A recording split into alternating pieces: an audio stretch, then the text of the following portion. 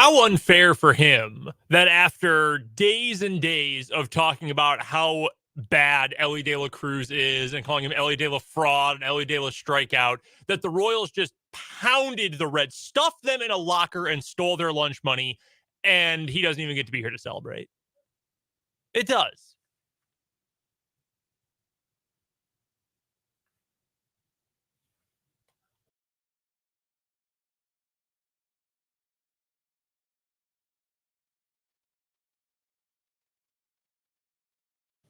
Who? Oh, you mean Barry Bonds. 2001 to 2003 Barry Bonds all in one weekend.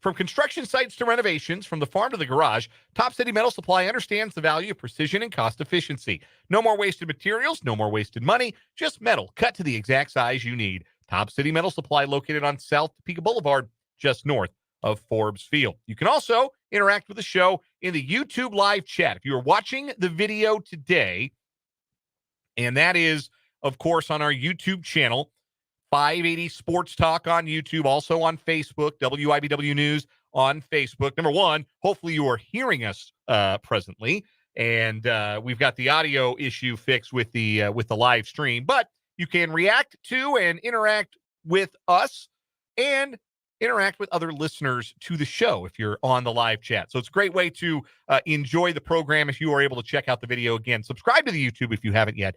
580 Sports Talk. Jump on in, and the water is fine in the YouTube live chat.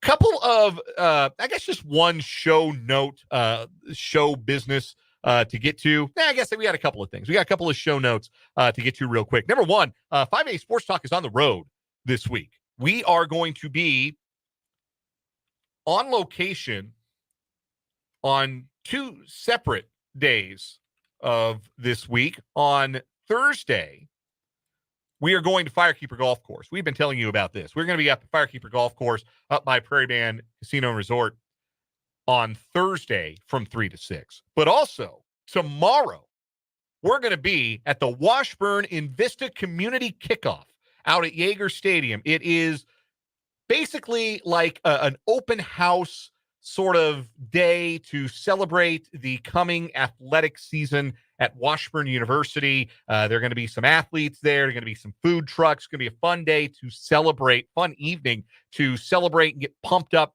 for Ichabod sports. And we're going to be there to help kick it off from 3 to 6 tomorrow. The event itself, the community kickoff, starts at 6 at Yager Stadium. We'll be previewing it throughout the day on tomorrow's show. So tomorrow we're out at Yager Stadium. Thursday, we are at Firekeeper Golf Course on the show. We'll continue to offer the live video stream as we are out and about. The other thing that I want to paint everybody in the direction of is the Pigskin and Hoops football previews are beginning to be published at our website. Again, the Pigskin and Hoops magazine previews are in their 38th year, but for the first time, it will be an online-only publication this year. So no print edition of Pigskin and Hoops, but we've got it online, and we have the first 3 previews of the 28 area schools whose football programs we'll be previewing up at our website today, 580wibw.com. If you go to the front page right now, 580wibw.com, and you look below the big headline in the middle, which is our video, or at least it ought to be, then you will find the Pigskin and Hoops High School Preview link.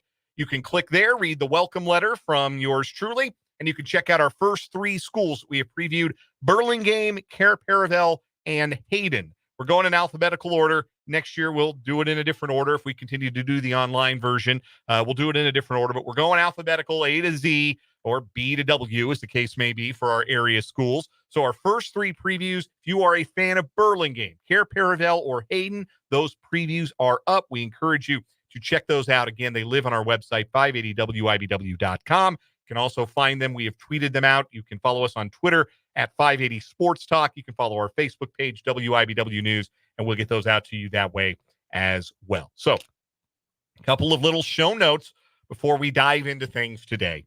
And let's dive into things, shall we? The Chiefs fall to the Lions 24-23 at Arrowhead Stadium on Saturday. The Chiefs now 0-2 in the preseason, and many are wondering if the dynasty is over.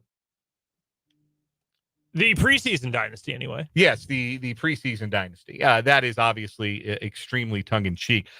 I thought there was a lot more good than bad from the Chiefs on Saturday. I'm not ever going to be fussed about second and third and fourth string linebackers and defensive backs giving up a bunch of yardage and missing tackles on underneath checkdowns, which was the bulk of the Detroit offense really for all 4 quarters on Saturday, with most of their starters sitting out. I think all of their skill starters were out. There's a whole lot of Nate Sudfeld and a whole lot of underneath yardage against very vanilla coverage schemes from the Chiefs defense. I'm not ever going to be fussed about that. A lot of the guys who were missing tackles, who were struggling to chase down the running backs from the defensive back linebacker spots are going to be teaching gym or being an assistant high school football coach here within the next couple of weeks. Not fussed, but I thought there was a lot of good stuff, and we have to start with the good thing, which is Patrick Mahomes throwing a behind-the-back pass out of spite. Yeah, dude, he's such an unbelievably obvious liar. It's like So he's got to get in trouble with Brittany all the time. Like, oh yeah, Kels ran the wrong route. Dude, I'm not stupid. We have known for a fact he has been trying to throw a behind the back pass for years. Like, yes, he's done it in practice. We have documented video of him doing it in practice. Maybe Kelsey was not exactly where you thought he was, so this was your chance. But this wasn't just like, oh no, emergency mode. The left-handed throw against the Broncos his first year as a starter with Von Miller draped all over him, that was desperation. Synapses were firing. Just get it out quickly. Nah, man, he'd been waiting for this moment for years. Don't tell me, oh, well, it's only because. No, come on, you liar. So not buying it. No, I mean, it was sick. It worked. It was maybe a little low. Maybe need a little more air under it, but I was very impressed. For the first time doing it under actual live fire, I don't think it could have worked any better. And now it's on film. Dude, if you're a Bronco or a Charger or a Raider fan, you must hate this dude's guts. You know what's really mean is that the Lions, as we mentioned, rested the bulk of their guys. They had a bunch of inactives. And that was on both sides of the ball. A lot of their first string guys didn't go on Saturday. Mm-hmm.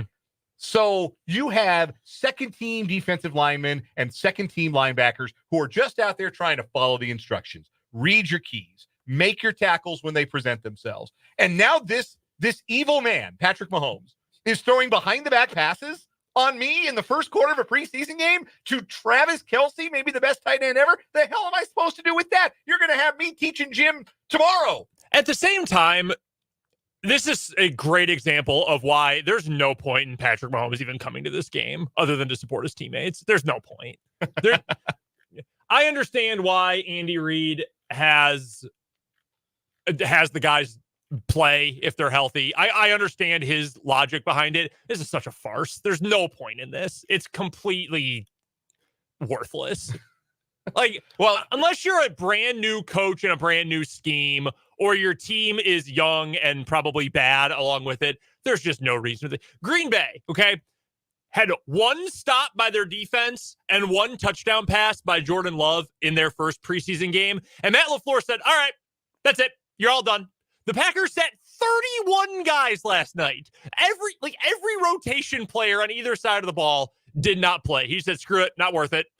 Fourth stringers, future gym teachers of America, you're in there. You're playing against the Broncos. The Chiefs, why are any of these dudes playing? The rookie, I want to see more and more Jaden Hicks. We'll get to him in a minute. I liked what we saw to Jaden Hicks. The running backs are battling for position. Sure, play those guys.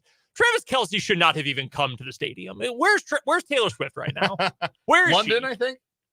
Wherever. Go hang out with her. There's no need for this. Come back next week for practice. I think that's likely what is going to happen. Andy Reid has already said the starters will not play against Chicago on Thursday night. So, you have seen the last of Patrick Mahomes and company in this preseason. But before they were done, they put one more play on film that now if you're defending the Chiefs, you actually have to be aware of that as a possibility. You've already seen the shovel pass forward into space. Defenses are kind of in tune to that a little bit. That play doesn't work all the time as well as it used to when the Chiefs first introduced kind of that underhand softball pitch shovel pass. Teams are a little wiser to that. Well, now you have to worry about Mahomes, this devil, throwing the ball behind his back. Should you not rush him? Hey, should you drop 11? Because the Chiefs have to have 5 linemen. You have to have 5 players who are ineligible. Mm-hmm. So is the smart play to just drop 11? I think Lou Anarumo from the 2021 AFC Championship game would say yes.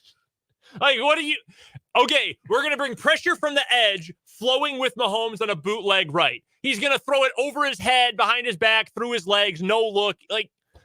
Just sag off. And I'm kidding, but I'm also not. Evil man, Patrick Mahomes. Anyway. Now, I will say this. If he pulls it out during an actual meaningful game and it doesn't work, get ready for the absolute worst football discourse you've ever heard. No, I think people will be he's done enough now as a player with the 3 rings that now he can try whatever he wants. He's got carte blanche. I think you're giving the average person way too much credit. Maybe I am. I'm sorry. The average sports fan, too much credit. Because I'll tell you, I'm already dumb. Sports are on. I'm a real moron. Way too much credit for my intelligence. All right, let's talk about some other stuff we liked from game 2 of the preseason. I think the thing that stands out right away, the performance of the rookies. Yep. Xavier Worthy. Oh, boy. This could be a lot of fun. The speed and the route running, everything was on display. He caught the touchdown pass from Carson Wentz on a nasty double move. His speed down the field, opening up things in the middle of the field for the likes of Rashee Rice on that first Chiefs drive. Mm-hmm. Just awesome looking stuff from Xavier Worthy. Didn't love the fumble on the reverse. That probably could have gone to the house if he'd waited on a block, but you're picking nits at that point. You saw what it can be with Xavier Worthy, and it looks like it's going to be really awesome. Kingsley Suamataia committed a false start. That was the bad. The good was just about everything else. He held up really well. He's got the athleticism and the strength to make up for mistakes when he gets beat on a set. I think that we have seen very clearly he has won the job. It has not gone to him by default. He has won it. He has taken that bull by the horns, and I think he's going to be at least average to slightly above right out of the gate as he starts his career trajectory. Here's the other thing that helped him win the job. Wanye Morris looked absolutely god-awful. There was a screen. I think it was the first drive of the game. I mean, he just got dog-walked right back into Deneric Prince and blew it up. I mean, it's woof. That's ugly. Yeah, Suamataia, obviously the better option there. My only concern, and I'd even like to put asterisk by the word concern, he is very true to the scouting report at this point. He's big, he's physical, he's got pop with his hands. You can see that right away. I think the thing he's going to have to work on the most is physical strength, because there were a number of dropbacks where Mahomes would drop back and Suamataia would kick out and would get his hands out, but he would be pushed back right away. I think the functional and I know pass blocker not always moving forward, but I think the forward moving strength is going to be something he needs to work on. That being said, the reason I'm putting an asterisk by concern, quarterback still didn't get hit. And you can live with that from a rookie who's got room to grow. If, hey, look, your technique, it's not all the way there yet. You've got some functional strength things you need to work on. But in 2.5 seconds, did Mahomes get hit? No. Well, you count that as a win. Yes. So he is not a finished product. Probably not even close to a finished product right now. But is he good enough to help you win a Super Bowl? Probably right now already better than either Wanya Morris or Donovan Smith. Yes. And if that's the case, you're good. I also wanted to point out that I thought the special teams was a lot better after not having a very good opener. We had some really good coverage, I thought, on the kickoff returns, including a fumble forced by Cam Jones, who's going to make the team on the strength of his special teams work. He's been very impressive. The only negative I saw special teams, and you could almost hear Mitch roll his eyes as he called it out during the radio broadcast. For some reason, Louis Rees-Zammit ran into the punt returner at one point in the second half. I don't know how he got so turned around and running in the wrong direction. Get ready to learn, practice squad. I'm going to say this for Louis Rees-Zammit. He had one legitimately excellent pass blocking rep on a 3rd and long. Yes, he did. Like, he stood up in front of his quarterback and he took the blow and he held up. That was super impressive. He's figuring it out. He is. Just there's a lot to figure out, understandably. Absolutely. The learning curve is huge. Much better special teams game coverage-wise. Return-wise, Nico Remigio and Sky Moore both had some good returns. That's big for Sky. That's really big because you've got to do any relative to, let's say, Kadarius Toney. When you're fighting for your job, you've got to do anything positive to try to keep it. Sky Moore did, and I will give him props that he needed to make a big play, and he did. And Matt Araiza, I thought, was really good, too. Showed off the leg, had a 75-yard punt at one point. Hang time. Big hang time. Dropped another one inside the 10. Yep. Like, you could see that he was a lot more comfortable, I thought, kicking the ball in a live game. I thought he improved just from week 1 to week 2. Oh, yeah, 100%. 100%. I mean, it's, you go 2 years without playing in a game. That changes things for him. All right, what did we like the least? I think there's a texter from the Top City Metal Supply text line from the 316 who's already beaten us to it. But what did we like the least? Tony stinks. It's over. 2 penalties. We already knew it was over, but it's over. Double flags, Tony, as our texter referred to him. Yeah, man. Yeah. That was like the end. I think that was the grand opening, grand closing. First snap of the game for Kadarius Toney. He gets 2 flags. I think he is going to play every snap on Thursday. And that's not a good thing. No. That's because they have to play somebody. If you're seeing a lot of somebody on Thursday night, that is bad for them. Honestly, that's the Chiefs saying, we're going to give you as much tape as possible. We do not care about this game. You are not making this team. Go catch 9 passes for 110 yards so someone believes in you to give you a 1-year vet min.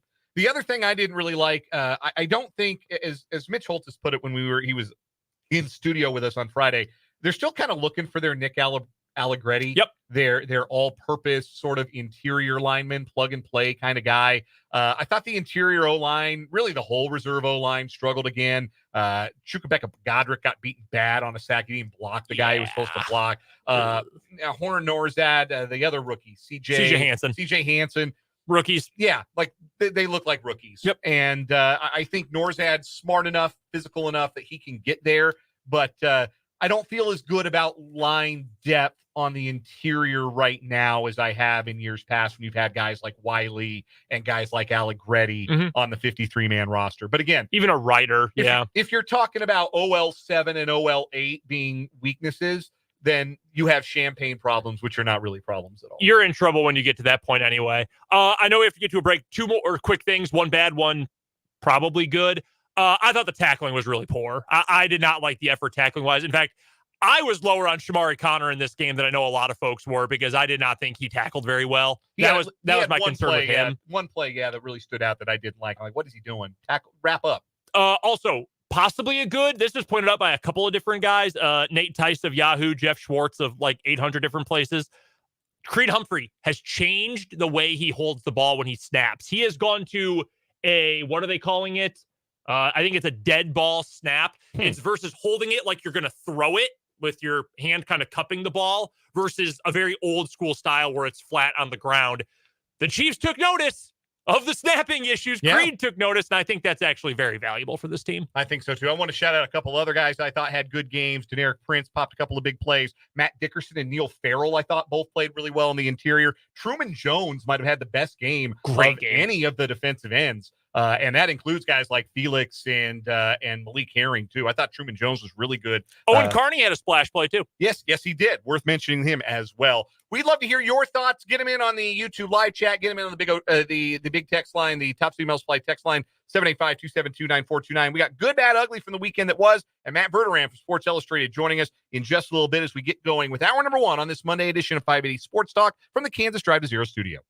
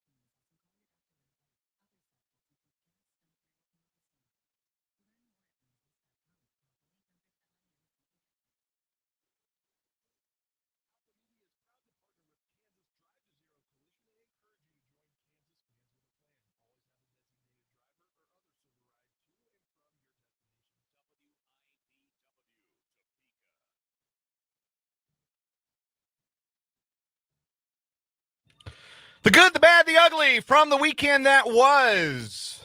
Let's start with you, Brendan.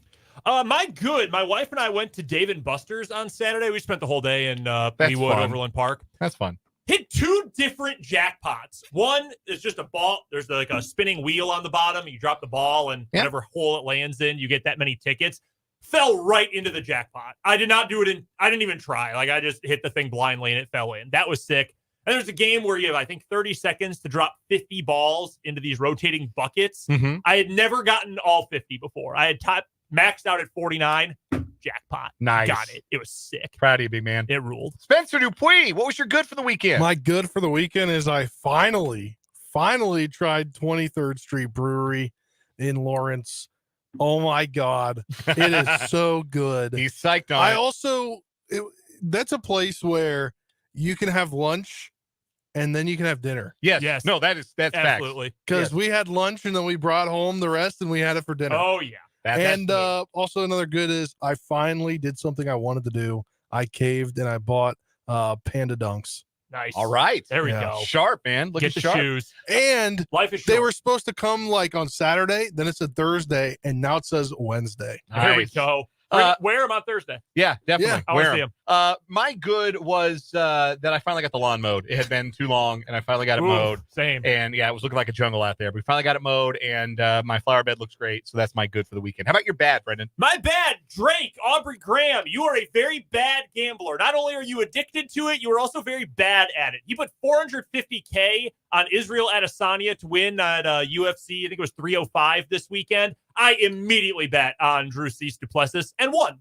So good for me. Drake, you are very bad at gambling. Among other things. Spencer, you have a bad? Yeah, so after we went to 23rd Street Brewery, I told my girlfriend Olivia that we could go to the Lawrence Target because, again, it's superior, right? It's a super Target. It's a super Target. Yeah, that's what superior to the Topeka Target. Did not realize that it was like move-in weekend for for KU. So yeah, it was not a great experience because there's so many college students in there. A flood of people. Yes. That's tough. Bad for the weekend. I wish the Packers didn't sit 31 starters in their preseason game because Bo Nix diced up the second and third team defense. Well, that and makes now, sense now, as a person who is from Denver, I got to hear all about how Bo Nix is the second coming. Those people are so hard up for good quarterback play there in the Mile High City. I got to hear all this Bo Nix hype, and it's really gross. You got an ugly? Dude, they're going to be begging for Paxton Lynch by October. It's fine. Yeah, I was really excited to watch yesterday. I knew the Packers weren't going to play anyone, but I was like, hey, Packer football. Then they did not score a single offensive point. That's tough. Even the fourth stringers. Come on. What the hell? An ugly, Spencer? Yeah, the Commanders' backup quarterbacks were hurt, so they had to sign and play Trace McSorley. Oh, no. And it just looked like, yeah, they signed him on Wednesday and he was playing on a Saturday. That man's existence is the ugly. You like to see some of the back end of the roster receivers maybe get a chance. Well, I mean, it's hard when you're getting thrown from a guy who was just signed off the street on Wednesday. My ugly is that there was no meaningful football this past weekend. Luckily, that will be the last time we say that until February, baby. Yeah. College football's back this weekend. That is our good, bad, ugly. Matt Verderame, our NFL insider, joins us next on 580 Sports Talk.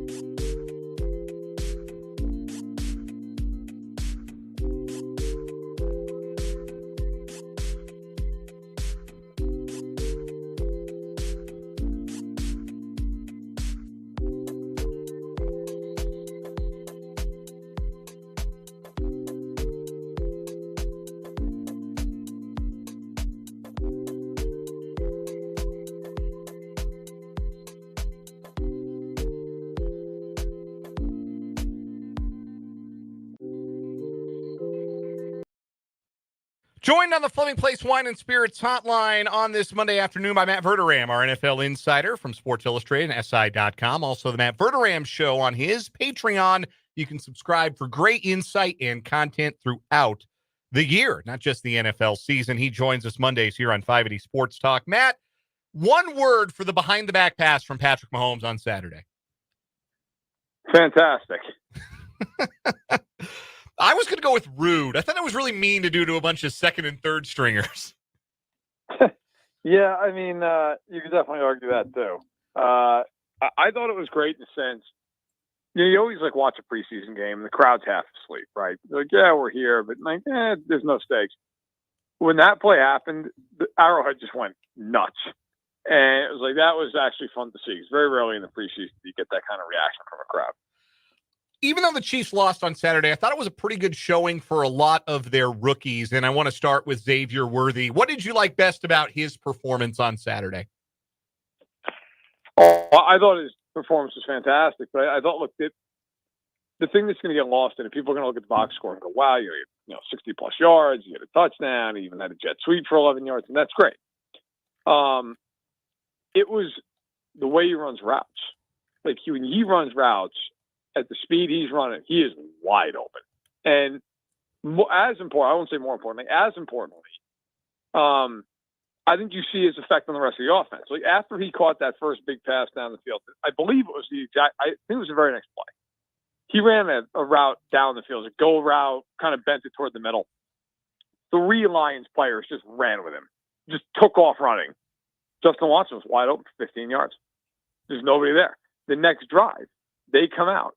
Rashee Rice is wide open over and over and over. Why? Because Xavier Worthy's taking the top off the defense, and all these teams that they play, whether it's preseason or regular season, they're going to have to start playing too high.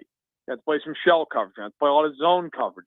And guys like Kelsey and Rice underneath are just going to eat because there's not going to be anybody there. So I think, you look at his numbers and they're spectacular, but to me, it's even more about what he's doing when he doesn't have the ball thrown at him. Outside of Worthy, who do you think had the most impressive or most convincing performance from a Chief, or maybe the most just important performance as far as staking a claim to playing time, reps, a roster spot? Who had the most important game on Saturday? I think Carson Steele showed you he's making a team. And it's not necessarily because he's going to go out there and run for 100 yards. But he was picking up blocks and blitzes and pass protection from Mahomes. Like, they trusted him enough to put him out there and do that.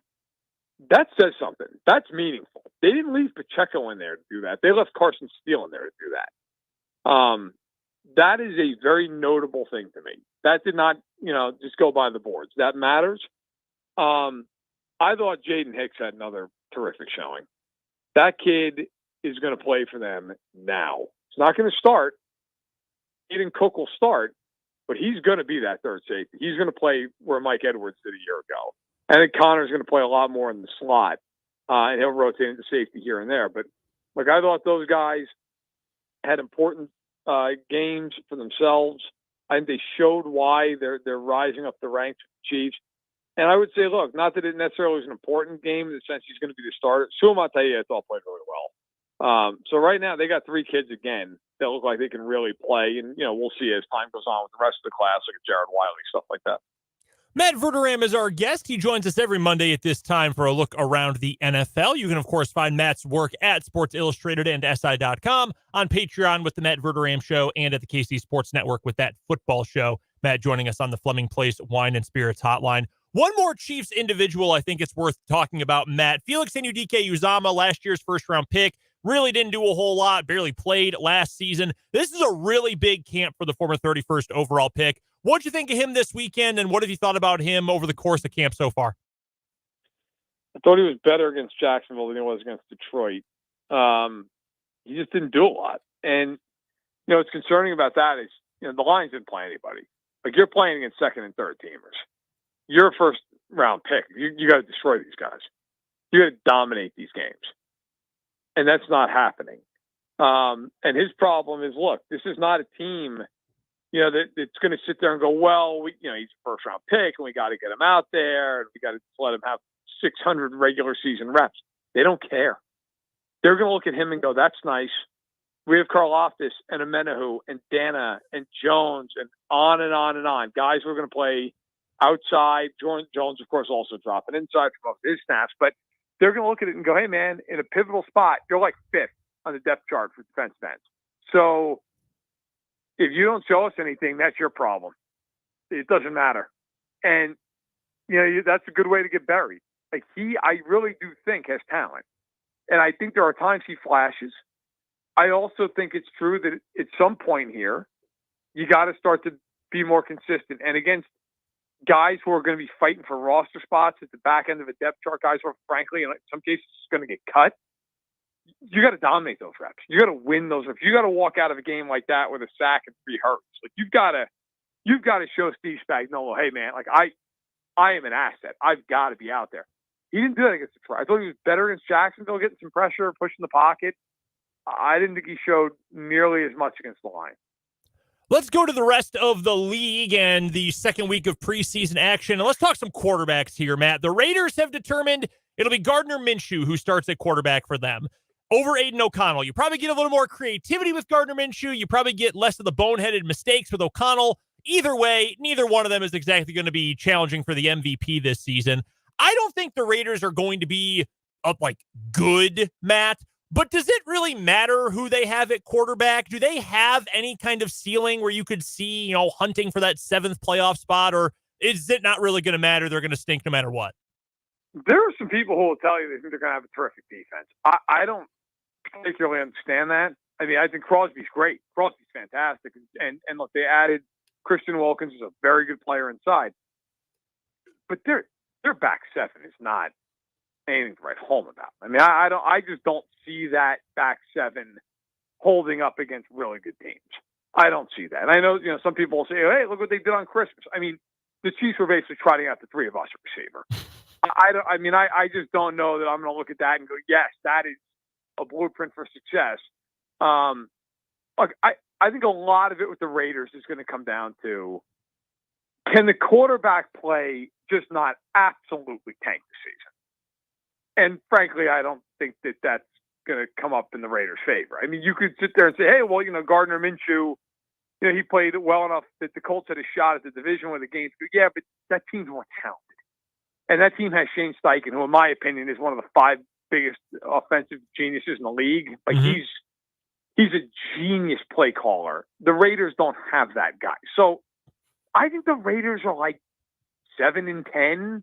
Now, I don't think they're terrible. I just don't think they're good enough in a very deep conference to make the playoffs. No, I agree with you entirely about that defense. I remember Robert Spillane just terrorizing Jordan Love in a game last year, and Jack Jones is a head case, but he's talented. But the rest of that back 7, like you said, oof, that's ugly. Other quarterbacks around the league. Let's take Caleb Williams out of this next question because he looks great. He looks awesome. He's starting for the Bears. Yeah. There's not a whole lot to say other than he looks like he's going to be sick in the NFL. Of the other rookie quarterbacks, who has impressed you the most, and who do you still have the most questions about? Well, as far as who I have the most questions about, I think by default it's got to be Drake May, right? I mean, he barely, he hasn't played a whole heck of a lot. He played more against Philly than he did the first preseason game. He looked okay. He looked all right in that game against backups. I just think, look, they're going to spoon feed him. They're going to bring him along slowly. And I'm going to be honest. You know what? That's the right thing to do. That team's awful. I'm a big believer.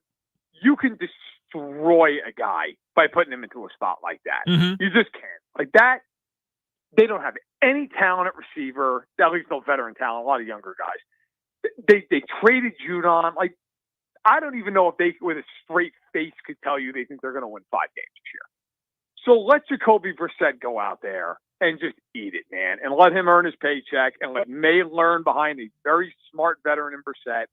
So he'd be the one I have the most questions about. As far as the one I have the most confidence in, Nix has played well. My concern with Bo Nix is that he's done it against second and third stringers the entire preseason. That it kind of feels like one of those things everybody's excited about, and then we're going to see him against Mike McDonald week 1, and you're going to go, all right, he's 12 of 28. I think Daniels is interesting. I don't know with that team, what the win-loss record is going to be because they got a lot of questions, but he feels like the kind of a kid that could just step in right away, and even if they're not winning a ton, you're like, they're pretty fun to watch. They're exciting. I'll say Daniels. Our guest is Matt Verderame from SportsIllustratedSI.com. He's our NFL insider. Joins us on the Fleming Place Wine and Spirits hotline every Monday at this time here on 580 Sports Talk. You mentioned the Matthew Judon trade. That happened since the last time we were able to talk to you. The Falcons upgrading their defense by trading a third-round pick for the veteran pass rusher from New England and also signing Justin Simmons to a one-year deal. So on the one hand, I kind of want to believe in what the Falcons are doing and what they're assembling. On the other hand, they're not playing their rookie quarterback in the last 2 preseason games because they've seen enough from him, even though he's going to back up Kirk Cousins. The Falcons are just always and forever going to be the Falcons, aren't they? Yeah, I got to tell you, very, very rarely in this industry do I see an answer that I'm just totally floored by. That was it. That's like if the Chiefs came out and said, listen, we have seen enough from Jared Wiley. He's not playing anymore. We're good. And you're like, oh, wow, is he going to get a lot of playing time? No, 0. But we've seen enough. Okay, great. I think the Falcons got better with Judon and Simmons. Look, both guys are, obviously in their 30s, and Judon, he's hurt last year. He could have 14 sacks, it wouldn't surprise me. He could have 5 sacks, it wouldn't surprise. It's, third round pick is a steep price, but they're better. They're my pick to win the division as long as Cousins is healthy and all that. But, do you look at them and think they could be a Super Bowl team? No. Could they get in the playoffs and win a game? Yeah, maybe in the NFC if they win that division and they draw, the Rams or, the Bears or something. Yeah, they can win a game. Wouldn't shock me. But they're one of those teams. A lot of new faces, older quarterback coming off injury, coach, second go around here, trying to do well. A lot of variance with them. They could be good. They could be 11-6 and pretty fun. They could be 7-10, and Michael Penix is getting his name chanted at the Dome with 3 games left to go. Matt, this one might put you on the spot a little bit, and I apologize if it does. But I'm curious. Okay. I'm curious about this. We know every year there are teams, you never return the full playoff field from the season before. There's always teams that didn't make the playoffs last year that improved to a playoff level this year. And talking about the Falcons, a team who missed the playoffs last year, but I think might end up being something like the consensus favorite among the pundits to win the NFC South, it got me thinking, if there's one team you are most certain did not make the playoffs last year, will make it this year, which team would that be? That's a good question. Well, I'm picking the Falcons to do it. I'm picking the Bears to be a wild card team. I'm trying to go through my head. I'm picking the Colts to be a wild card team in the AFC. Yeah, you know what? Actually, I know who it is. Cincinnati. It's the Bengals. The Bengals. And I will say this. My concern about the Bengals has risen considerably in the last 3 or 4 weeks. I saw the Bengals twice on my training camp tour. So I'm in Cincinnati, and they had a joint practice with the Bears. Jamar Chase was not in either practice. In fact, the first time I saw him was the first day he didn't show up at all. That caused quite a stir. That offense without him is not good. I mean, there's no 2 ways of putting it. Like when Jalen Johnson took away T. Higgins, nobody else could get open on that offense. They couldn't block. They struggled to run the ball. Chris Evans, unfortunately, blew out his patellar tendon. He's out for the year. He was kind of going to be their change pace back. That offense, they need Jamar Chase. Like, that is one thing to seriously watch. If he doesn't come back and play week 1, okay, they're playing New England. They'll beat New England. Week 2 is at Arrowhead.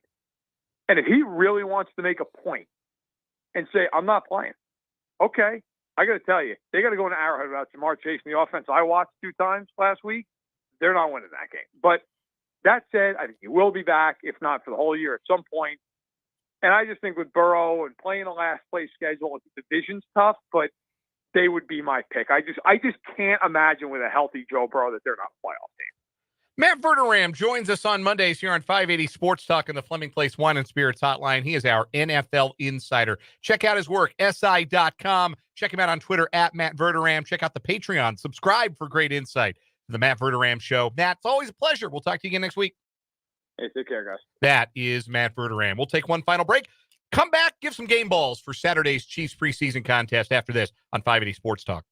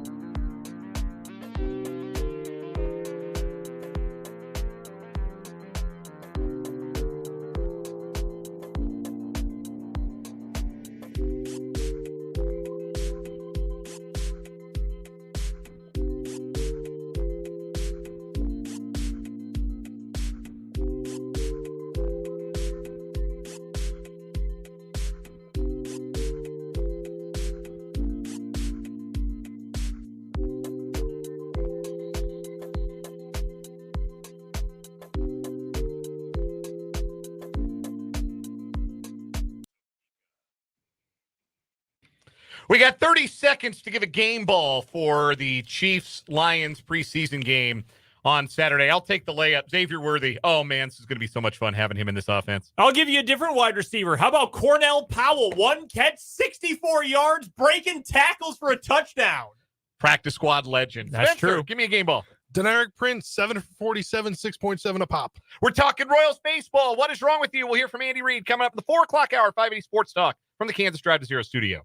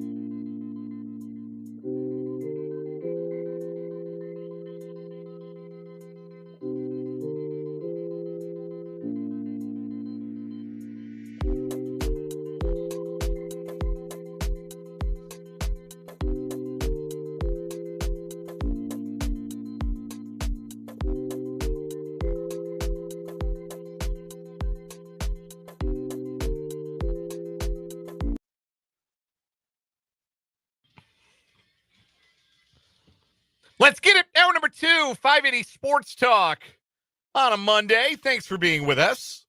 580 WIBW, FM 104.9, online at 580WIBW.com. And in living color on our video stream, Facebook, WIBW News, YouTube. The channel is 580 Sports Talk. Subscribe today and get special privileges. Like, I'm just kidding. There aren't any real special privileges. Spencer's going to come to your house and cook for you. Spencer's going to come to your house. I heard it's enchiladas. I heard green chili chicken enchiladas is the meal. Well, I guess that'll be the first time I cook it, too. But I was going to say was you do get a perk, though. You get to know when we go live. Yeah, you can get notifications so that whenever we go live, it pings your phone. Oh, it's 580 Sports Talk time. Let's see what the guys have to say. That is the perk. Because we haven't gotten the 580 Sports Talk branded aviators out to the people yet. Nah, man, we got to get those. Though. Working on it. Really did mess up my eyes the other day. I'm sure you felt the strain for the rest of the evening. I'm sure that was a real deal. That's Brendan Wrzinski, Spencer Dupuis, and I am Dan Lucero. We are with you for the next 2 hours, plus a little overtime tonight ahead of Royals baseball. The Royals back at home for a 6-game homestand, opening a 3-game series tonight against the Los Angeles Angels of Anaheim, of Orange County, of California, of the United States of America, of planet Earth. That's a tired joke, but I wanted to make it anyway, so you got what you got. First pitch at 7:10. We'll hand things off to the Royals Baseball Network for pregame coverage at 6:30, so a little bit of overtime on 580 Sports Talk after the traditional 3 to 6 hours that we've got for you. Still to come on the show today, we're going to talk some Royals baseball. We've got some audio from Andy Reid's press conference earlier today. We'll hear from Big Red. We got a new week of What Is Wrong With You. We got Mitch Holthus joining us at 5:25 time slot for a training camp report brought to us by Hy-Vee and by Azure Credit Union. Your text, the Top City Mail Supply text line, 785-272-9429. Your YouTube comments as well. If you're watching on YouTube, you can chat with fellow listeners and your hosts, and we react to the chats that we get and put them on the screen sometimes. And that's another fun thing you can do if you're watching along on YouTube. Want to note again, we noted this at the top of the show, want to run this by you folks again. We will be on location tomorrow out at Yager Stadium at Washburn University, getting people ready for Invista's community kickoff. It's an exciting day of celebration of Washburn athletics, being part of the Washburn community. Great family event. Bring your kiddos out and have a chance to play games, enjoy opportunities on the field, a photo opportunity, a money grab machine, and mingle with your favorite Washburn athletes from 6 to 8 tomorrow night out at Yager Stadium. We'll be there. 580 Sports Talk will be there from 3 until 6. We'll also be out at Firekeeper Golf Course in Mayetta, right across from Prairie Bank Casino and Resort. We're going to be there on Thursday for our program from 3 to 6. Also, the Pigskin and Hoops football previews are starting to roll out. We put out our first 3 of them today. Burlingame, Care Paravel, and Hayden. Tomorrow, we will release Highland Park, Holton, and Jackson Heights. The publishing schedule is on the landing page for the Pigskin and Hoops preview, which, again, is online only this year. Go to 580WIBW.com. There will be a prominent link at the center of the page. You can click through, find the table of contents, find your favorite school. You can also find them and see them released each day. We're going to post them to our Facebook page, WIBW News. We're going to post them to Twitter, 580 Sports Talk, as well. So that starts rolling out today. We are excited. We are getting revved up for high school football season with our Pigskin and Hoops previews. All right. Let's get to some baseball, because that was a butt kicking the Royals put on the Cincinnati Reds in Queen City this weekend. 28-3. I would say a whooping too. I think that is appropriate verbiage. 28-3 on aggregate, your score on the weekend. Royals had 41 hits over the course of their 3 games. And outside of a dodgy moment yesterday when the bases were loaded and the tying runs were on base with only 1 out in the 7th inning of a 3-run ball game, never felt like the Royals were going to lose any of those games. They set a tone on Friday with a good, strong start from Michael Lorenzen and Bobby Witt Jr. coming out, hitting a big home run. Dairon Blanco had the weekend of his life, swinging the yellow crayon, a 2-homer, 7 RBI performance.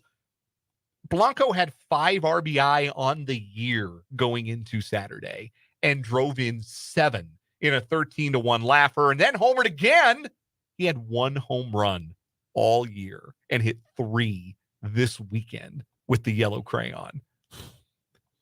I mean, is there a rule against using it?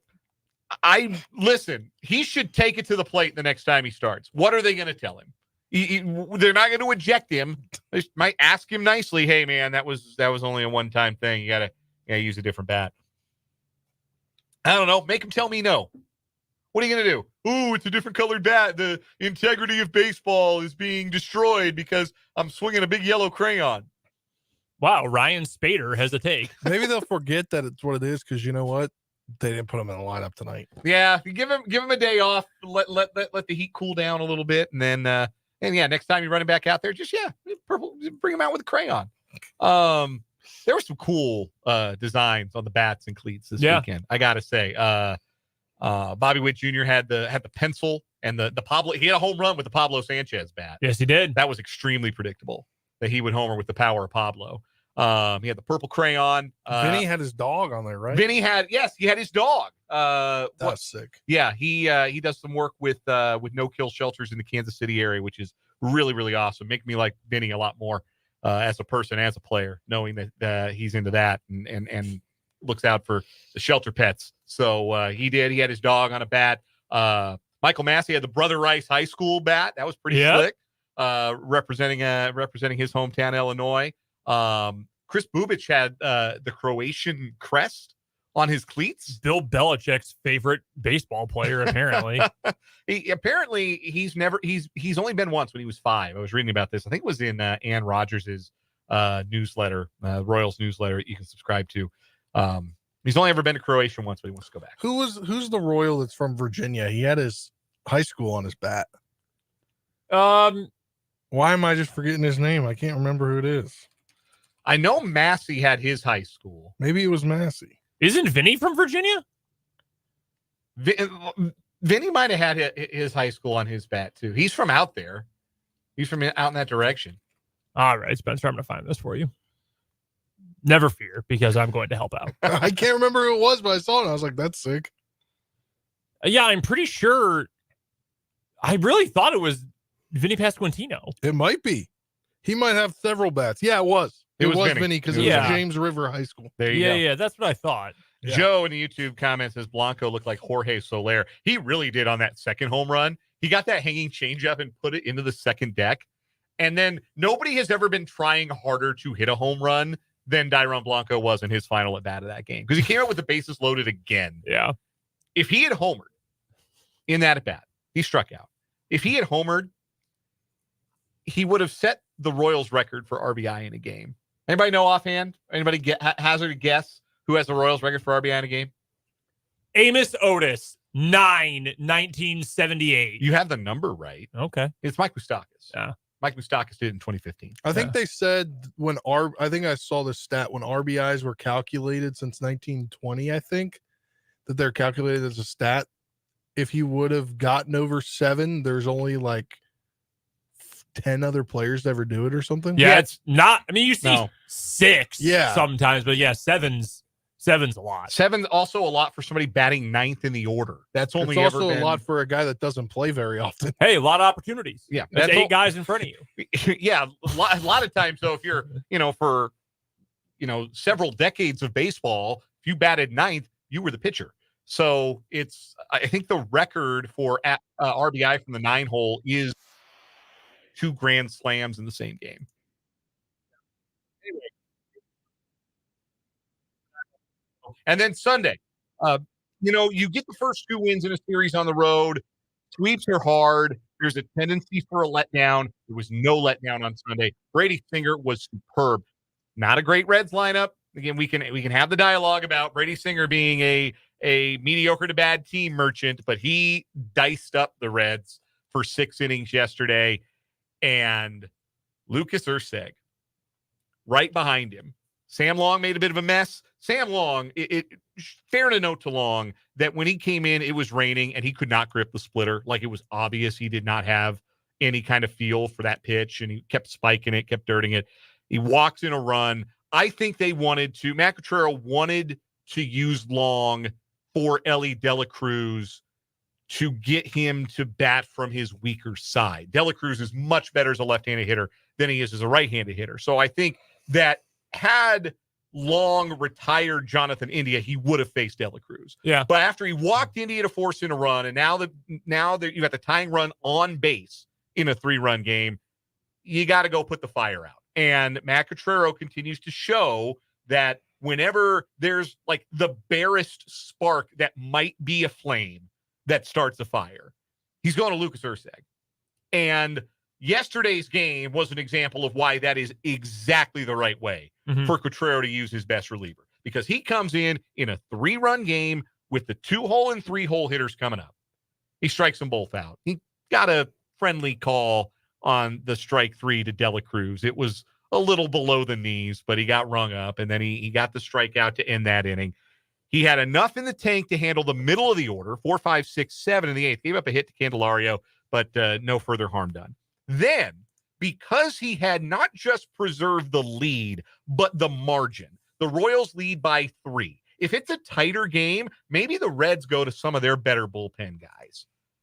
But it was a 3-run game, so a gentleman who I had never heard of prior to this weekend, a gentleman by the name of Casey Legumina, stayed in the game.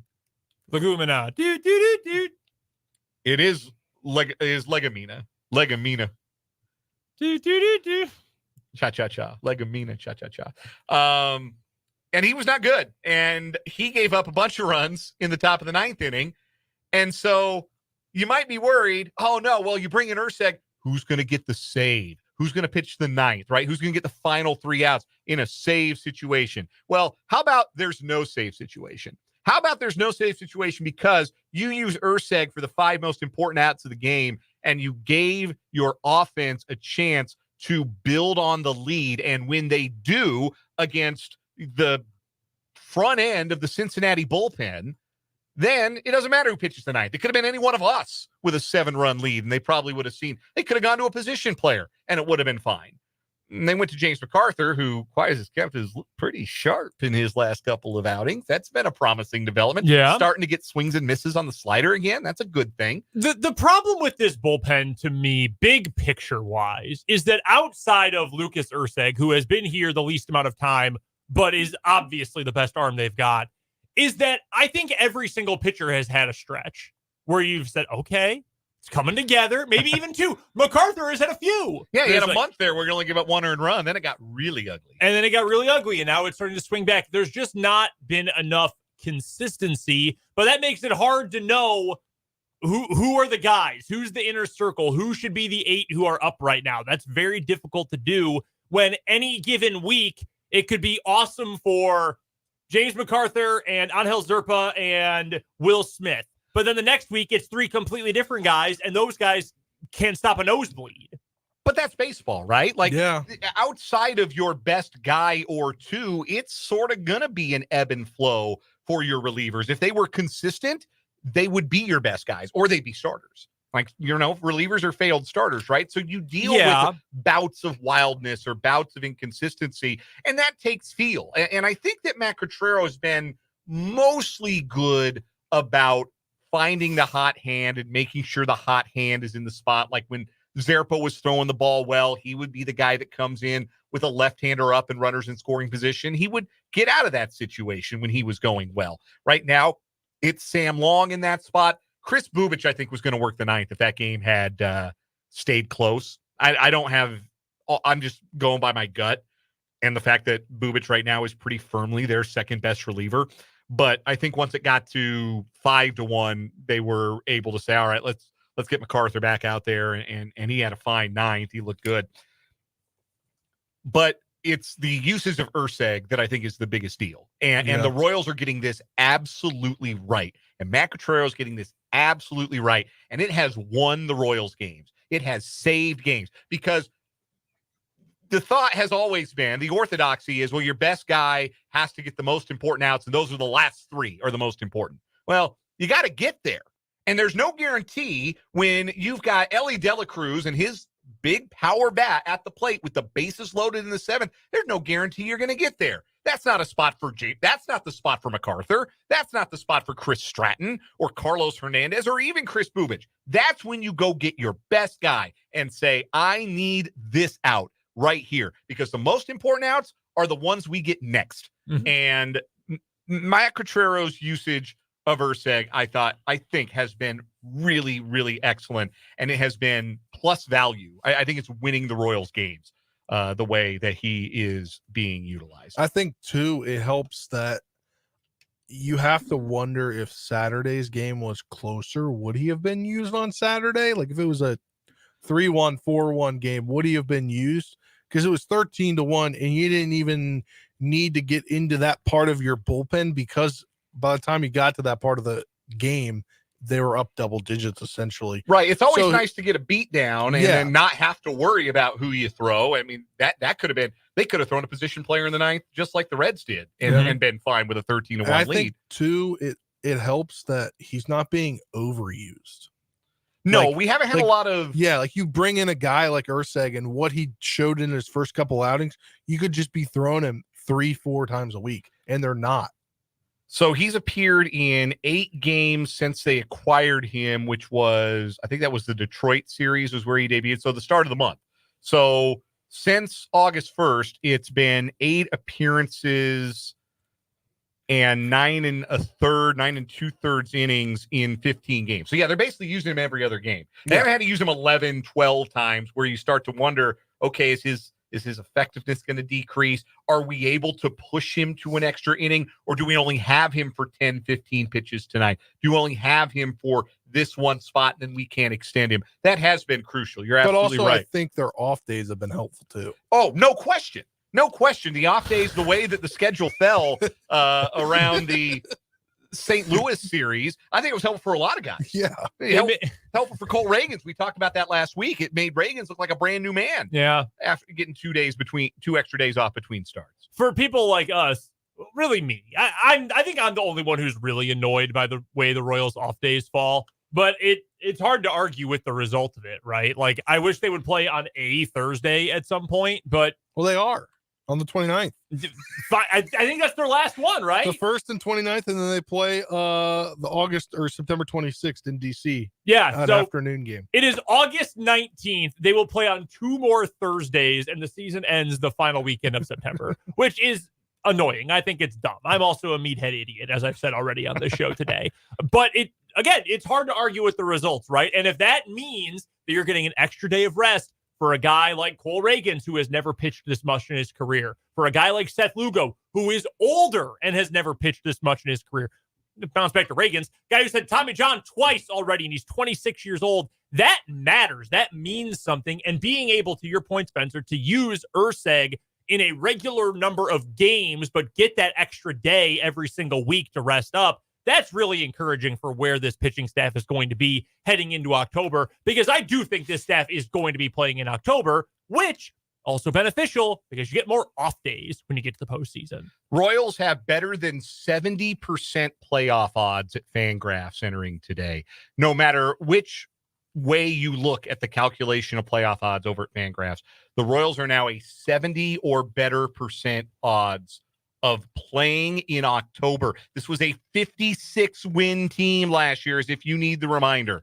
And that is how close they are. That is what their odds are. August 19th, with 30-odd games to play, to go to the postseason. They have a 3.5-game lead over Boston for the final wild card spot. They are just a game back of Minnesota, who lost in very funny fashion yesterday on getaway day against Texas.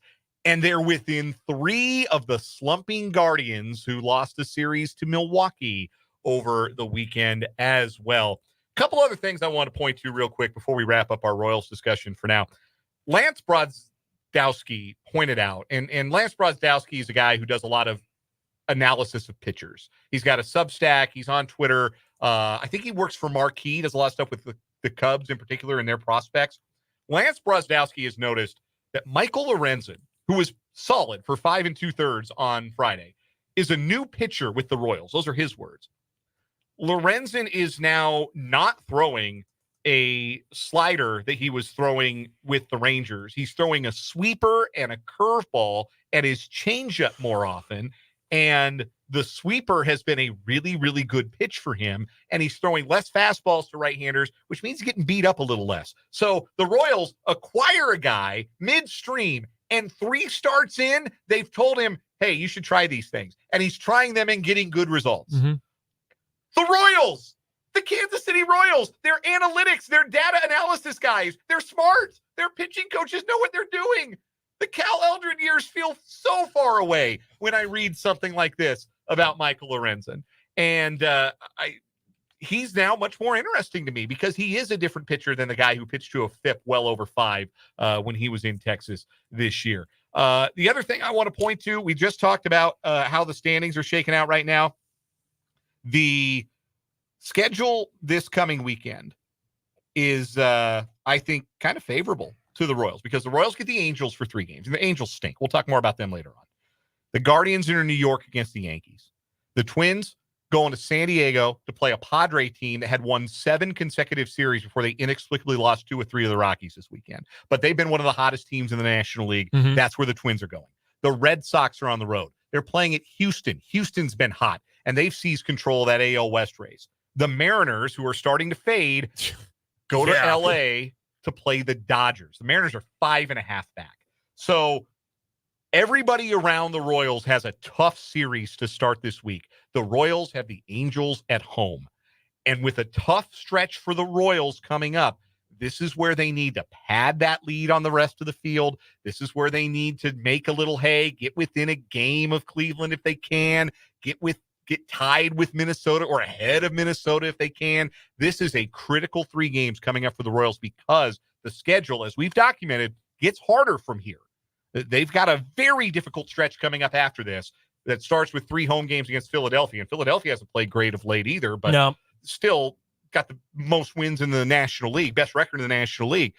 This is a big opportunity. And the Royals have set the table to do that because of how well they have played at home for the balance of the year and how well they've played on the road of late. Won 10 of their last 13 on the road. They are 31-30 away from Kauffman Stadium. I said this back in May. If you play winning ball at home and you're a 500 team on the road, that gets you to October. Yep.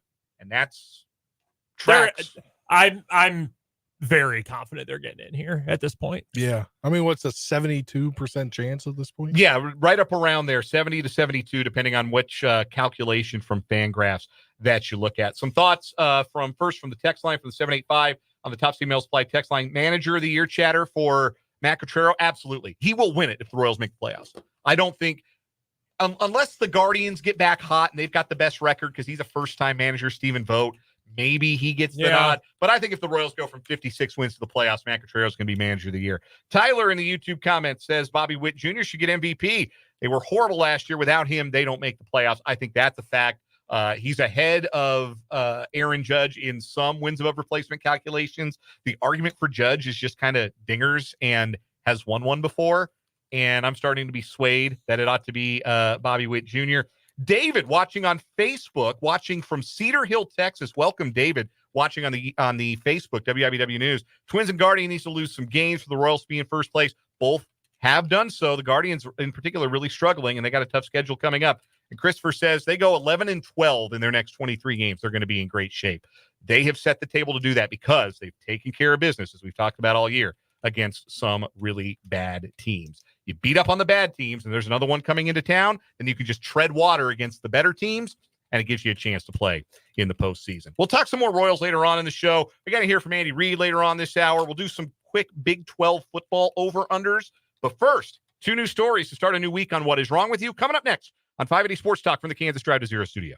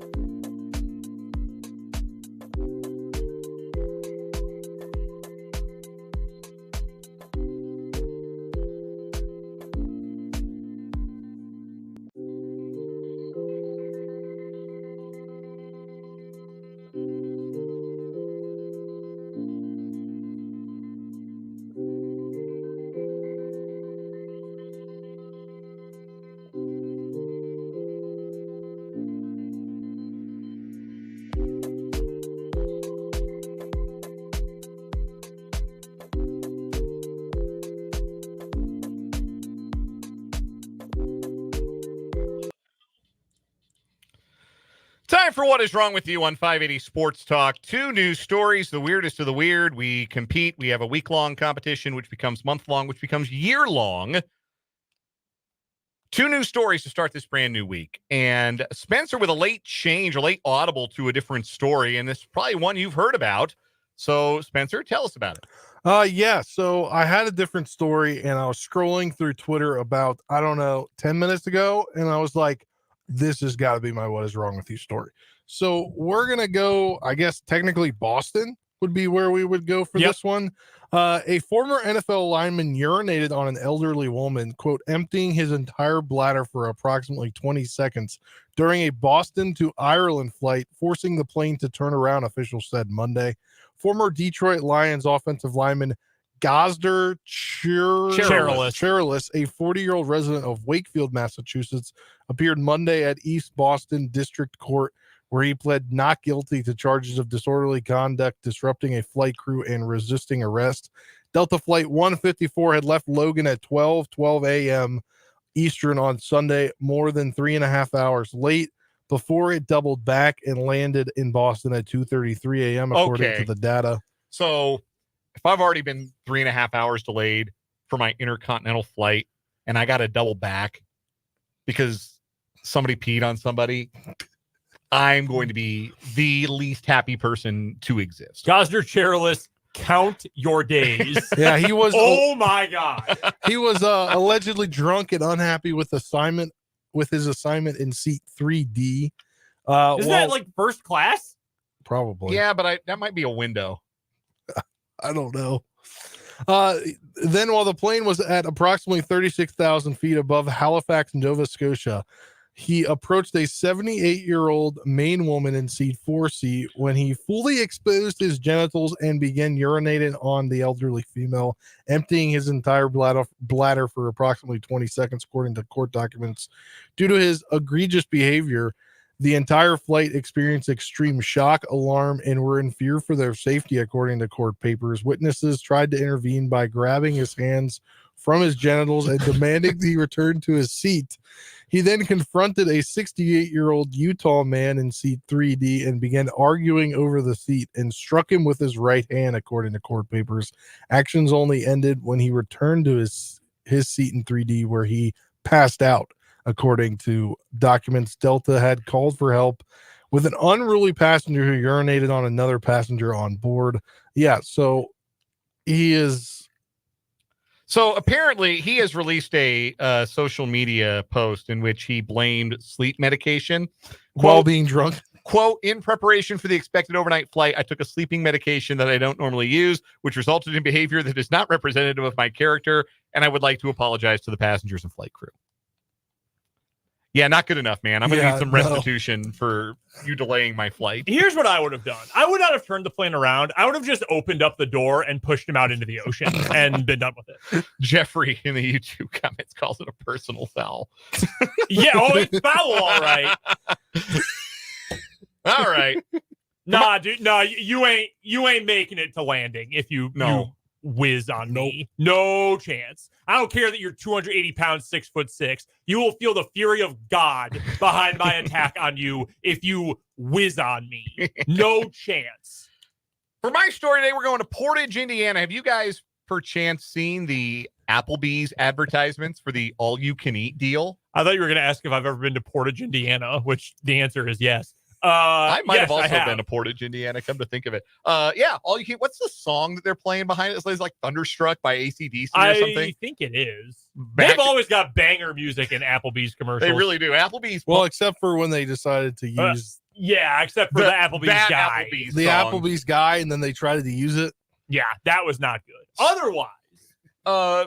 Yeah, they're always paying good money to license music for their ads. Anyway. Pay money for better food. All you can eat, as it turns out, is not all y'all can eat. And a 28-year-old woman found out the hard way when she was arrested August 2nd, charged with disorderly conduct at the Portage, Indiana Applebee's. According to the arrest report, officers with the Portage Police Department were dispatched to the Applebee's for a reported verbal disturbance. Police dispatchers advised responding officers that they heard multiple females screaming and threatening people. Sounds like a bachelorette party. When they arrived on scene, they were met outside. Man, a bachelor party at the Applebee's? Listen, man, not everyone can afford Nashville. Look, it's Portage, Indiana, right? They were met outside by multiple adults, including the woman who said they'd been involved in a verbal altercation with the manager. According to the arrest report, the group was under the impression that if one person ordered the all-you-can-eat deal, it was good for the whole table. Where does that work? Nowhere. Exactly. It's like Homer Simpson calling Lionel Hutz. This is the biggest most blatant case of false advertising since I sued the creators of the never-ending story. So the all-you-can-eat deal in question is $16 a person. The manager informed the table that each person would have to pay $16 for the deal, $15.99. Words were exchanged. The group told police the manager became very unprofessional and that nowhere on the menu did it state the deal was per person. The responding officer in the arrest report said that the woman handed him a menu, which showed the words per person underneath the bold letterings of all you can eat.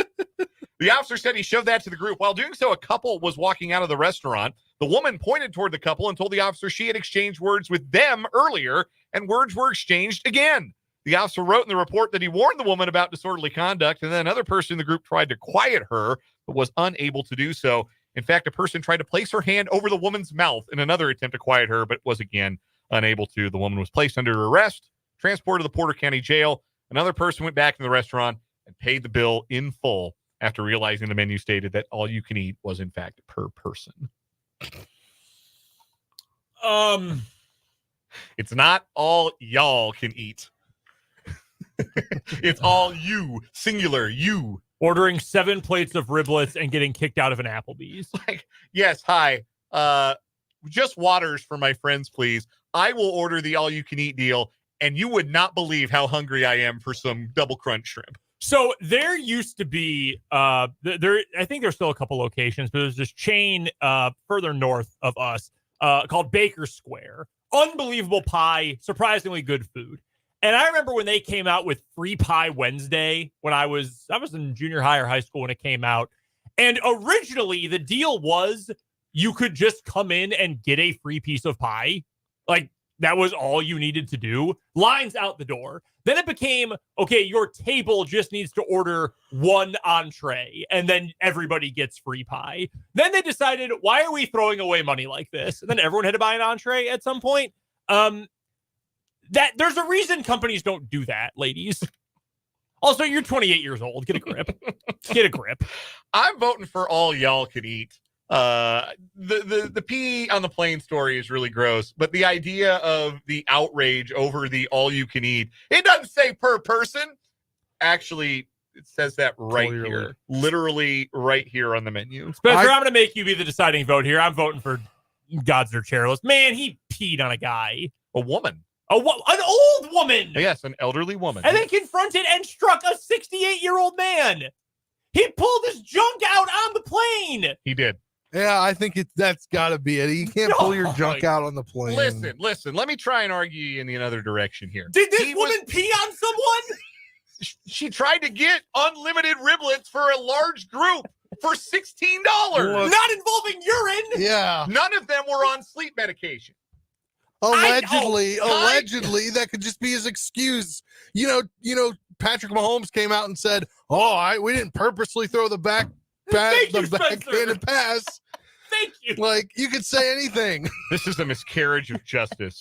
He peed on someone in a plane. The pee on a plane personal foul is your What Is Wrong With You champion. I'm protesting. We got to hear from Andy Reid. That's coming up next on 580 Sports Talk.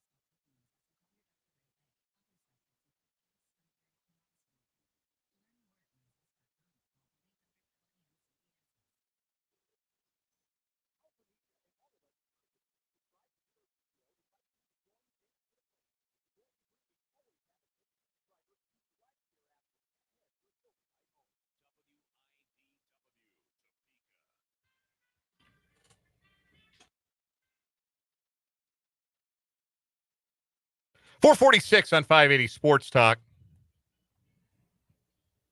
There it is. Dan, Brendan, Spencer, Andy Reid. Monday press conference at One Arrowhead Drive following preseason game number 2 on Saturday. Here's what Big Red had to say earlier today.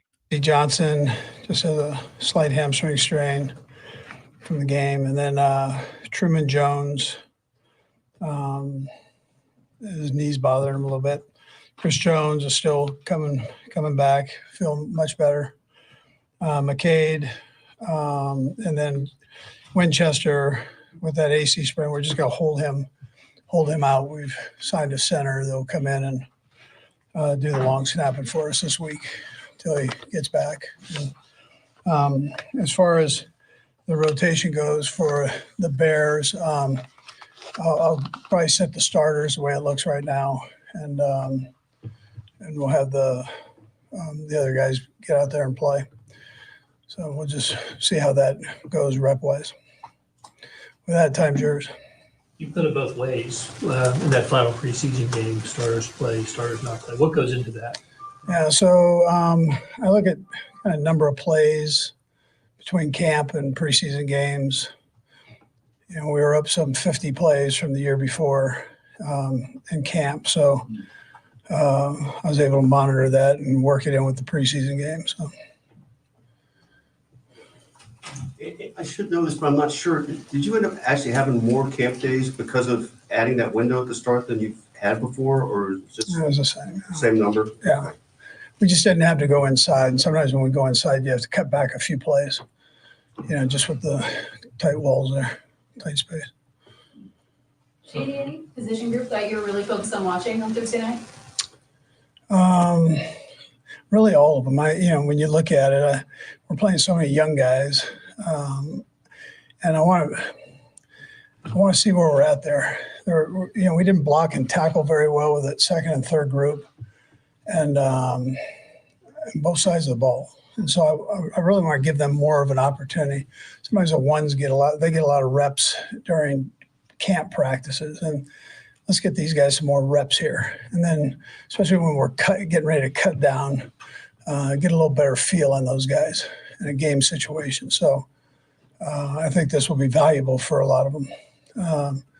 I can't tell you one position. I try to look at all of them and just see where we're at here. Saturday was the first game that Nazia played in over a year. Just what were your takeaways from his performance, and just how beneficial has training camp been for him? Yeah, I actually thought he did a pretty good job. Yeah, he did a pretty good job. He was a little bit sore coming out of it, but I thought he played well, and his man coverage stuff I thought was good. So. And if you expand on just that position more generally, but obviously we lost Snead, Spags as you're looking for just sort of another two corner. Just what you think of that group as a whole, but not Jalen, you can factor in Thursday. Yeah, well, we've got some guys that can play. We need to see Jalen get out there, and if he can play, then play, and then see where he's at. But some of those other guys have grown and shown some good stuff. We'll just see. We'll see how it goes. Might be a committee over there, but it's there is some talent there. Yeah. Do you have a sense whether some of the guys who have been injured are going to be ready to go when you guys get started against Baltimore? Guys like Chris Jones. Yeah.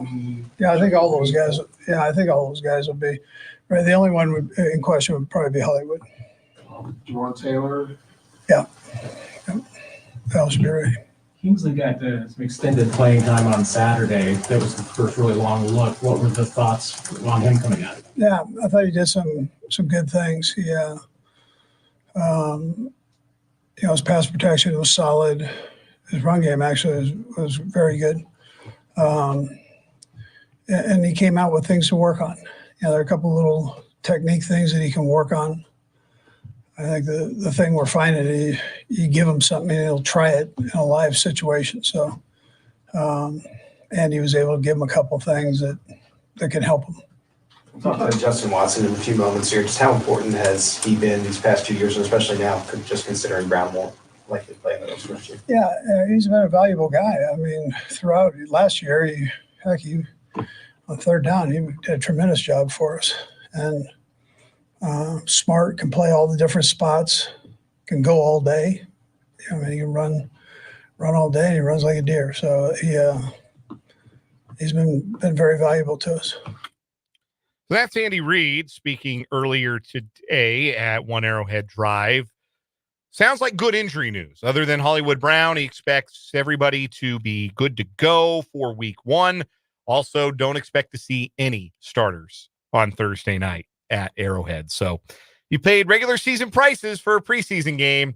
Not only do you not get to see Patrick Mahomes, you're not going to see Caleb Williams either. You're going to hold him out of that game. The Bears are. So it's the Tyson Bagent show. You get to see a lot of Tyson Bagent. Real quick, Spencer, my dad, when I told him that Tyson Bagent, wanted me to tell you that he was very impressed by him this weekend. Said he was slinging it all over the place. He was very fired up. I love seeing now the clips from Hard Knocks and the flow. Like Tyson Bagent, if you look at him from his college days, he looks younger every single time you see him. That's pretty funny. But he's got the flow. If you see that video. Oh, yeah. Yeah. We'll take a break, come back, wrap up this 4 o'clock hour, 580 Sports Talk from the Kansas 5 Drive to Zero studio right after this.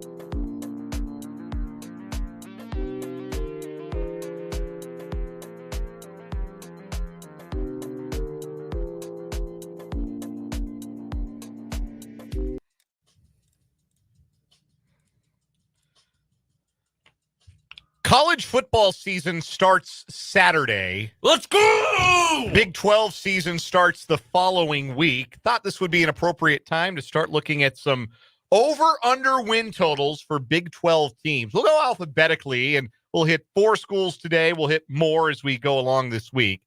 Let's start with the first 4 schools alphabetically. Arizona's over-under for this year, 7.5 wins. Spencer, over-under? I'm taking the over. Yeah, I'm going over too. Too much talent, and I like Brent Brennan. Yeah, I'm going over as well. You guys know I'm a big Noah Fafita fan. I think they're going to outscore whatever issues they might have in their defense. I do think they get over 7.5 wins. And may have the best wide receiver in the country. Yes, Tetairoa McMillan, first team preseason All-American. Arizona State, over under 4.5 wins. Slam that under button. Yeah, I'll take the under. Yeah, we'll get to some news from Arizona State a little bit later on. I like Kenny Dillingham, but that roster stinks under. Yeah, I'm not sold on Sam Leavitt as the starting quarterback. They got a tough non-conference to start out against Michigan State. I think that's going to be an under. Baylor, 5.5 over/under on the wins. Under. Yeah, you're selling Dave Aranda. I'm all. I like Taquan Finn. We'll get to him momentarily as well. But I think that team just stinks. I don't think Aranda's a good head coach. Yeah, that's more of a bet against Aranda than it is about the. I know they've upgraded the roster. I just don't think Aranda can make a average roster. He had a great roster when they went to the Big 12 championship game. They don't have as great a roster now. I don't think he elevates the program. BYU total 4.5 wins over/under. I'll take the over. I'm going under here. Dude, their quarterback room is so bad. Jake Retzlaff and Jerry Bohannon that's probably the worst quarterback room in the country among the Power Four. Certainly the worst in the Big 12. It's not even close. I wish the best for Kalani Sitake because I love that dude. I do think he's a really good head coach. Their roster, though, is plateaued, and God, those quarterbacks are bad. They might, they're always a bet to steal a game at home because of the altitude, the great home field. They're tough. They'll be tough. 4.5 is a lot of wins. That's going to wrap up this 5. hour. Oh, you like 5? Okay. Sports headlines and Mitch Holthus coming up at the 5 o'clock hour, 5A Sports Talk.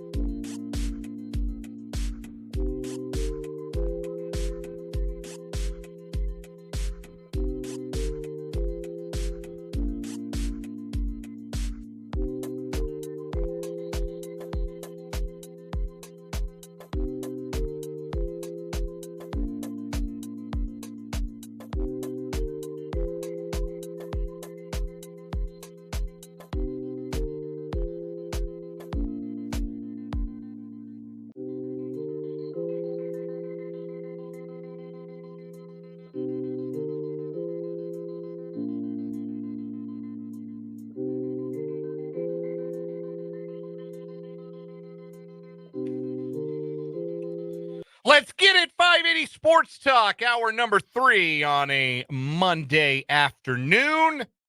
Beautiful day in the capital city. Thanks for spending some of it with us here on 580 Sports Talk. We got one more full hour and then a little overtime up until 6:30 this evening, at which point we'll hand things off to the Royals Baseball Network for game 1 of 3 with the Royals and the Angels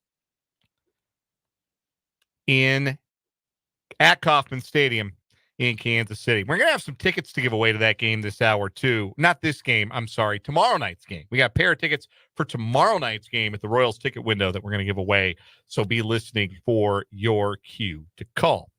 Little short on time to get tickets out for tonight's game. Yeah, I wouldn't do that. I wouldn't do that to you. You'd have to leave like now-ish, probably, depending on where you're listening from. And it will be Seth Lugo on the mound tonight for the Royals. Carson Fulmer on the mound tonight for the Angels. The Angels have a bunch of dudes that make you say, I don't know who that is. Or I remember when I knew who that was, and I had forgotten they still played Major League Baseball. Yeah, Carson Fulmer at one point was a big deal prospect of the White Sox. He was a top 10 pick. Yeah, he was like the number 4 overall pick out of Vanderbilt, and it just... number 8. Oh, number 8? Yes, I only know that because I'm looking at Baseball Reference right now. Yeah, no, he was a highly regarded pick. He was a Vandy boy, probably a national champion because he came from that era. Made his debut in 2016 and has really never been good. He's actually been quite bad for most of his career. 5.50 ERA. And maybe you'll say, well, maybe he's just getting unlucky. No, his fielding independent is almost the exact same number, 5.46. He's very bad. Royals are trying to make it 5 wins in a row tonight after that sweep of the Reds over the weekend. Again, pregame coverage at 6:30, first pitch at 7:10. While sharing random baseball things, we were talking a bunch about Vinny Pasquantino to lead off last hour. I just learned today, Vinny is my 3rd favorite person to have the birthday October 10th. Who are the other 2? Joining Brett Favre. Do not talk to me about his post-playing career. Do not speak of it. I'm going to pretend it didn't happen and he just disappeared. Brett Favre and my dad. How about that? Yeah. My dad, slightly older than Brett Favre. Both somewhat older than Vinny Pasquantino. Yeah, that's true. We didn't do it in order of age, did we? No, that's all good. That's Brendan Warzinski, Spencer Dupuis here. I'm Dan Lucero. The Power Trio coming your way here for one more hour, plus, again, some overtime until 6:30. Coming up this hour, we are going to preview that Royals-Angels series. You'll learn about the Los Angeles Angels, who really might be the most anonymous team in Major League Baseball at this point, especially with Mike Trout not playing and out for the season again, and Shohei Ohtani no longer around. You know who is playing, though? I'm sure you're going to tell me. I know who you're going to say. Oh, my God. The guy who's stolen money from the Los Angeles of Anaheim of California Angels, Anthony Tony Rendoni. Nats insider Spencer Dupuis may still have a bone to pick with Anthony Rendon. So I'm happy. Thank that he brought us this 2019 championship and didn't make us overspend on. So I know Anthony Rendon, Logan O'Hoppe, yes, Carson Fulmer, Joe Adell. They've still got Mickey Moniak. Zach Neto's actually second baseman, yeah. Shortstop. Oh, yeah. They do look like they've got like a young core of guys like with O'Hoppe and Neto and Nolan Shanuel at first base, who are all younger than 24 years old and look like varying degrees of interesting. Unfortunately, they have no pitching. And unfortunately, their farm system is still the pits. Wow, something you could have said in 2023 or 22 or 21 or 20 or 19 or 18 or 17 or 16. Yeah, I mean, when is the last time the Angels had decent pitching? 2002? They don't get enough credit for being one of the worst run organizations in professional sports. They get overshadowed in baseball because the White Sox exist and because the Marlins are a Ponzi scheme and the A's. The Rockies are like a particularly muscular men's Bible study, and the A's are bilking the people of Oakland out of competitive baseball. They still have Brandon Drury on that roster. In 2022, Brandon Drury won a Silver Slugger. Yeah. 813 OPS. Last season, he played 125 games, had an OPS over 800. This year, he has an OPS over 450. That's tough. 451. That's tough. That's an everyday player for them. Lots more Royals-Angels preview stuff coming up later this hour. Also, Mitch Holthus coming up later this hour. Another training camp report. Training camp might be over, strictly speaking, But our time with Mitch is not. It's another training camp report brought to us by Hy-Vee and by Assure Credit Union. Mitch is going to join us in about 15 minutes or so. And we're talking about the rookies today. We're starting with the one who made the biggest impact in Saturday's second preseason game. How could I forget former hypothetical Royals top trade deadline target, Taylor Ward? Yeah, Taylor Ward, Luis Rengifo. We put them in all kinds of different uniforms before the trade deadline. Rengifo's hurt. That's why he didn't get traded. And Taylor Ward hasn't hit a lick since May, and that's why he didn't get traded. He's got a sub-average OPS plus now. Jeez. Yeah, he really hasn't hit in a long time. Plenty more Royals Angels content to get to, but we're going to get to some 580 Sports Talk headlines to open up this hour. We're going to start with some Big 12 football news. One of these notes is only tangentially related, but it is related. We'll get there. 2 Big 12 programs have chosen their starting quarterbacks for the coming season. One of them is no surprise. Baylor's going with DeQuan Finn, who was the Offensive Player of the Year in the MAC. In fact, he was the Player of the Year in the MAC last year at Toledo and transferred in to Baylor, and he will take the reins of that offense. He will be the best starting quarterback Baylor has had since COVID. Yeah, what was that dude? Oh, there's Blake Shapen, who's now at your favorite Mississippi quarterback. State. There was Jerry Bohannon, who's now at BYU. There was another hyper athletic guy who wasn't actually all that good. I'm struggling. Who was the in between? So let's see. Are you thinking of let's go here. Are you thinking of Kyron Drones? No, because he's at Virginia Tech. He actually is good. Oh, Jacob Zeno. Sure. Yeah, he stunk. He wasn't any good. Charlie Brewer was around for forever. Charlie Brewer is the one I'm thinking of. You cannot possibly count the number of concussions that man has. Yeah. Jalen McClendon. No, he was a flash in the pan. Who? What? Seth. What was Seth's name? God, Charlie Brewer was Seth there Dagey? forever. No, not Seth Dagey. Seth Russell. Yeah. He was fine. That's going all the way back to 2016. Yeah, you really do have to go back to Robert Griffin III. Like that's how I think DeQuan Finn is better than any of the guys we've just named. He's going to be the starter at Baylor. Arizona State has also made their selection. They're going to start Sam Leavitt over Jeff Sims. Source, anybody who's ever watched Jeff Sims play football. Yeah, I was just reading today from some Michigan State fans who said they wish that Leavitt had stayed at Michigan State. And of the three quarterbacks they had played last year, they wished Leavitt had stuck around because he was the best looking one.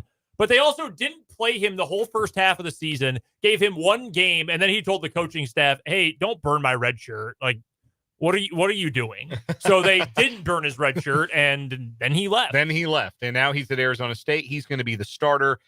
Jeff Sims will be the backup. I misspoke earlier. I said that Arizona State opened against Michigan State. They actually opened against Wyoming. They could lose that game. Oh, sure. Yeah. They could lose that game. That's within the realm of possibility. So anyway, the other Big 12 note, it's not really a Big 12 note, it's more of a Chiefs note, but it's also a Big 12 note. K-State's former long snapper, Randon Plattner, who went viral for some fun social media stuff that K-State did while he was in the program. Randon Plattner is now, for the time being, a Kansas City Chief. In case you missed it, James Winchester, who's been the Chiefs' long snapper since Hector was a pup, was injured on Saturday, hurt his shoulder, and came out of the game. Noah Gray served as the backup long snapper despite never having done it in his life.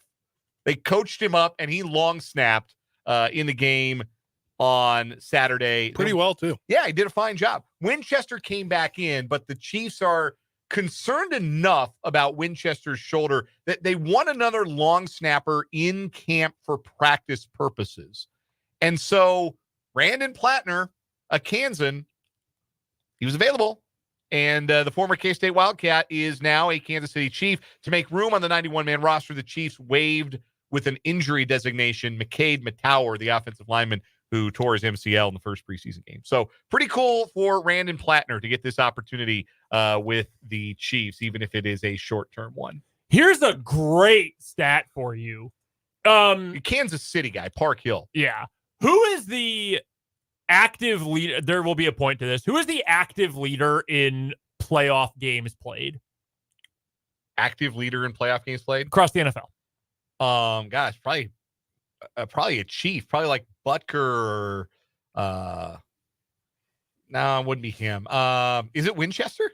James Winchester is technically tied for third with teammate Travis Kelce. They came in, started around the same time, as well as Aaron Rodgers, which is wild because Aaron Rodgers has been a starting quarterback since 2008 and has been in the playoffs almost every year of his career. Yeah. That's crazy. Number one technically is Matthew Slater. He's retired, but I guess Pro Football Reference hasn't registered his paperwork yet. So he's still listed as number one. Isn't he on the Patriots staff now?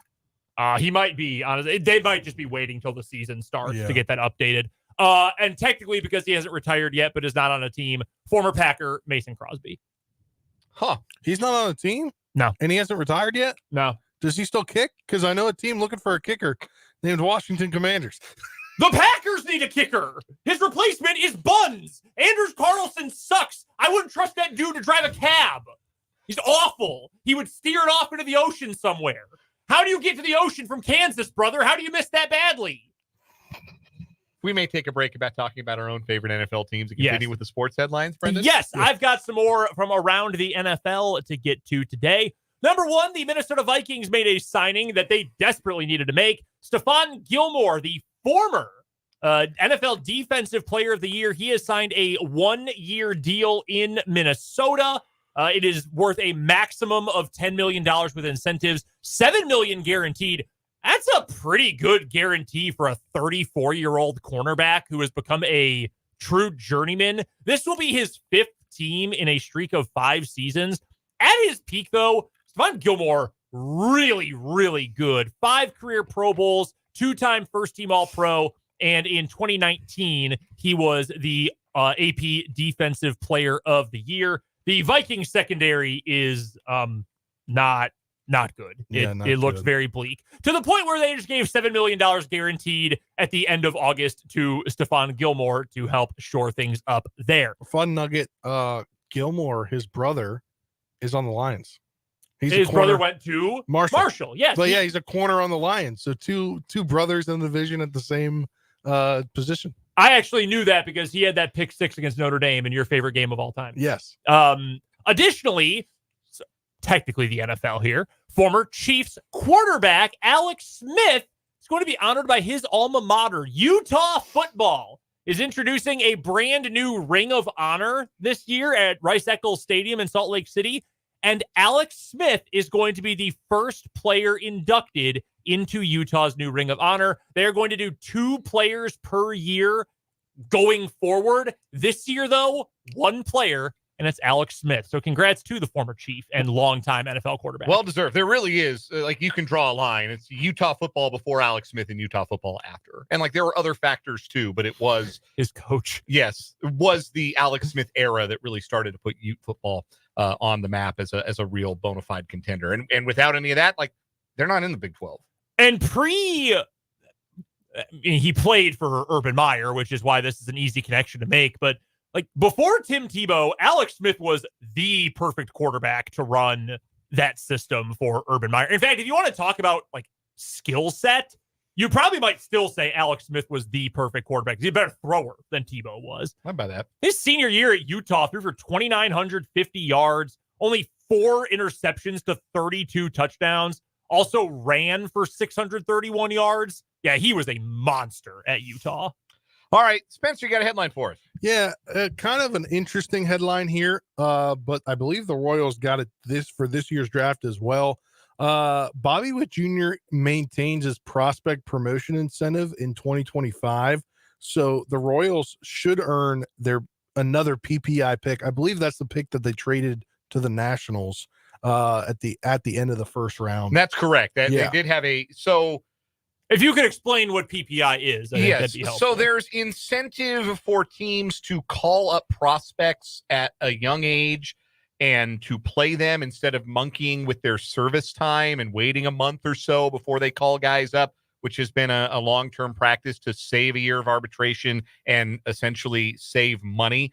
So a club can earn a draft pick in the compensatory round after the first round if an eligible player accrues 1 year of service as a rookie and then factors into a major award, either winning the Rookie of the Year or being in the top 3 in MVP or Cy Young voting prior to qualifying for arbitration. Now, Bobby Witt Jr. signed the big extension this offseason, but he is still an arbitration-eligible player because this is his 3rd big league season, and you are ARB-eligible, pre-ARB, your first 3 years of your career. So he also maintains it because he didn't sign his extension prior to his major league debut. That is true. Yes. If the extension comes after the big league debut, you're still eligible. So the Royals will get an extra draft pick in the 30s, like the early to mid 30s, if Bobby Witt Jr. places in the top 3 in the MVP vote in the American League. Anybody think he's not going to do that? Yeah, I would say he would. Look, I think he should win the damn thing. I feel very strongly, in fact, that the argument for Aaron Judge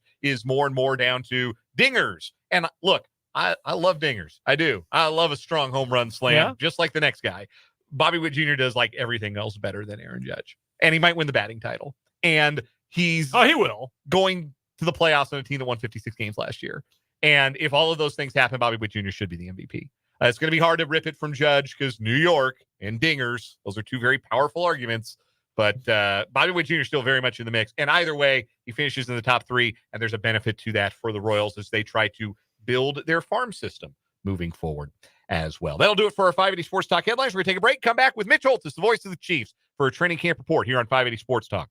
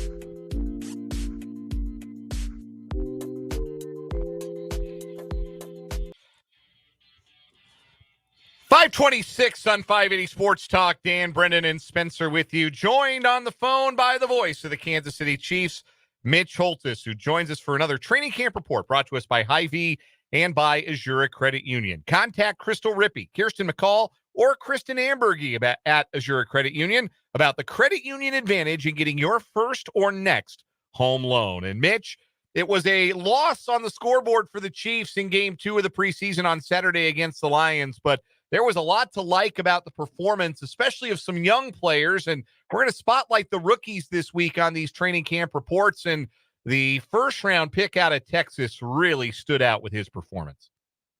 Yeah, and tomorrow night we're going to visit Kingsley Suamaitea, who also had a good game with 31 snaps.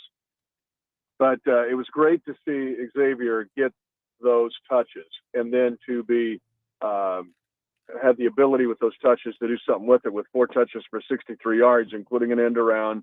He had the route against the boundary where he stumbled. If he stays on his feet, he might score a touchdown. And then the over route from Carson Wentz for the TD. We all knew what they were getting with the 4.21 speed in the combine. That was well publicized. But I think the Chiefs are getting more than they bargained for from Xavier because, one, he's tough. He's not big, but he's tough. He's Fresno, California tough. And then 2, his ability to be a quick learner. He's absorbing everything. I asked him about that and about being kind of right place, right time. Man, it's fun. Football is my first love. I mean, shoot, it's nothing like coming out here and just learning something new and being out here with a contending team. I mean, it can't get no better. How much do you feel like this was meant to be? How much does this offense fit you, what you do, and your versatility? I mean, just like the guys that came before me, the Tyreek Hills, the Deshaun Jackson that Andy Reid's coached, this offense kind of just fits me, and he keeps proving that he can get guys like me the ball and open field and even on the deep stuff. Couple things there. One, he loves football. That's what Brett Veach is looking for. And you'd think, well, doesn't everybody play football, love football? No. In fact, you've got to look probably longer and harder than ever before. But 2, his maturity in understanding of where he falls into. He mentions Deshaun Jackson and Tyreek Hill, 2 guys whose career was made by playing in the Andy Reid offense. And those 2 guys have a similar skill set as Xavier Worthy. So I thought those 2 responses were noteworthy. Mitch, you mentioned it, maybe getting a little more than they bargained for. I think that there was a temptation, and I might have even succumbed to it in the lead up to the draft, to look at the speed and look at the 40 time for Xavier Worthy and think, this is speed guy. This is 9 route guy. He's going to maybe develop into a more complete receiver, but right away, he might just be the guy you're dialing up the fly route, the go ball, whatever you want to call it for. But he has shown, I think, throughout OTAs and in camp, and certainly in the game on Saturday, the ability to win at the line of scrimmage, run some different routes, and the touchdown route, I think, was a perfect example of what he's going to be able to bring as far as being an advanced route runner. What Patrick Mahomes and Andy Reid and Matt Nagy want is precision. And a rookie, many times, you can be a little bit sloppy in college ball and get by with it. Not in the National Football League. Now, I do think they'll have him moving a lot and play out of the slot a lot. Think about his 39-yarder. He was in motion to a slot, almost close to a false start. The Lions were thinking he had a false start, but still, they had him on the move, motion, slot, go, and then runs a corner route to the boundary. The route that you're alluding to in the touchdown, which I thought was very good, if you watch it on video, he's the number 2 in trips. So he's in the inside position, which I've seen Andy Reid use that, and the 3, who's the furthest inside. That's where Tyreek Hill's career took off, is when Andy Reid started using Tyreek Hill that far inside. And so what Worthy did was his steps were great. He runs the over route and just excellent. And he's a veteran route. So I would agree with you guys in the standpoint that he is either by instinct or a quick learner, a good route runner, and not just a guy that'll sprint by you down the field. Mitch Holthus is our guest, joining us for our Chiefs training camp report here on 580 Sports Talk, as he does throughout Chiefs camp and the lead up to the regular season. Brought to you by Hy-Vee and Azura Credit Union. Mitch, we just heard in that quote from Xavier Worthy talking about, as you said, how much he loves football and he loves being a part of a team like this.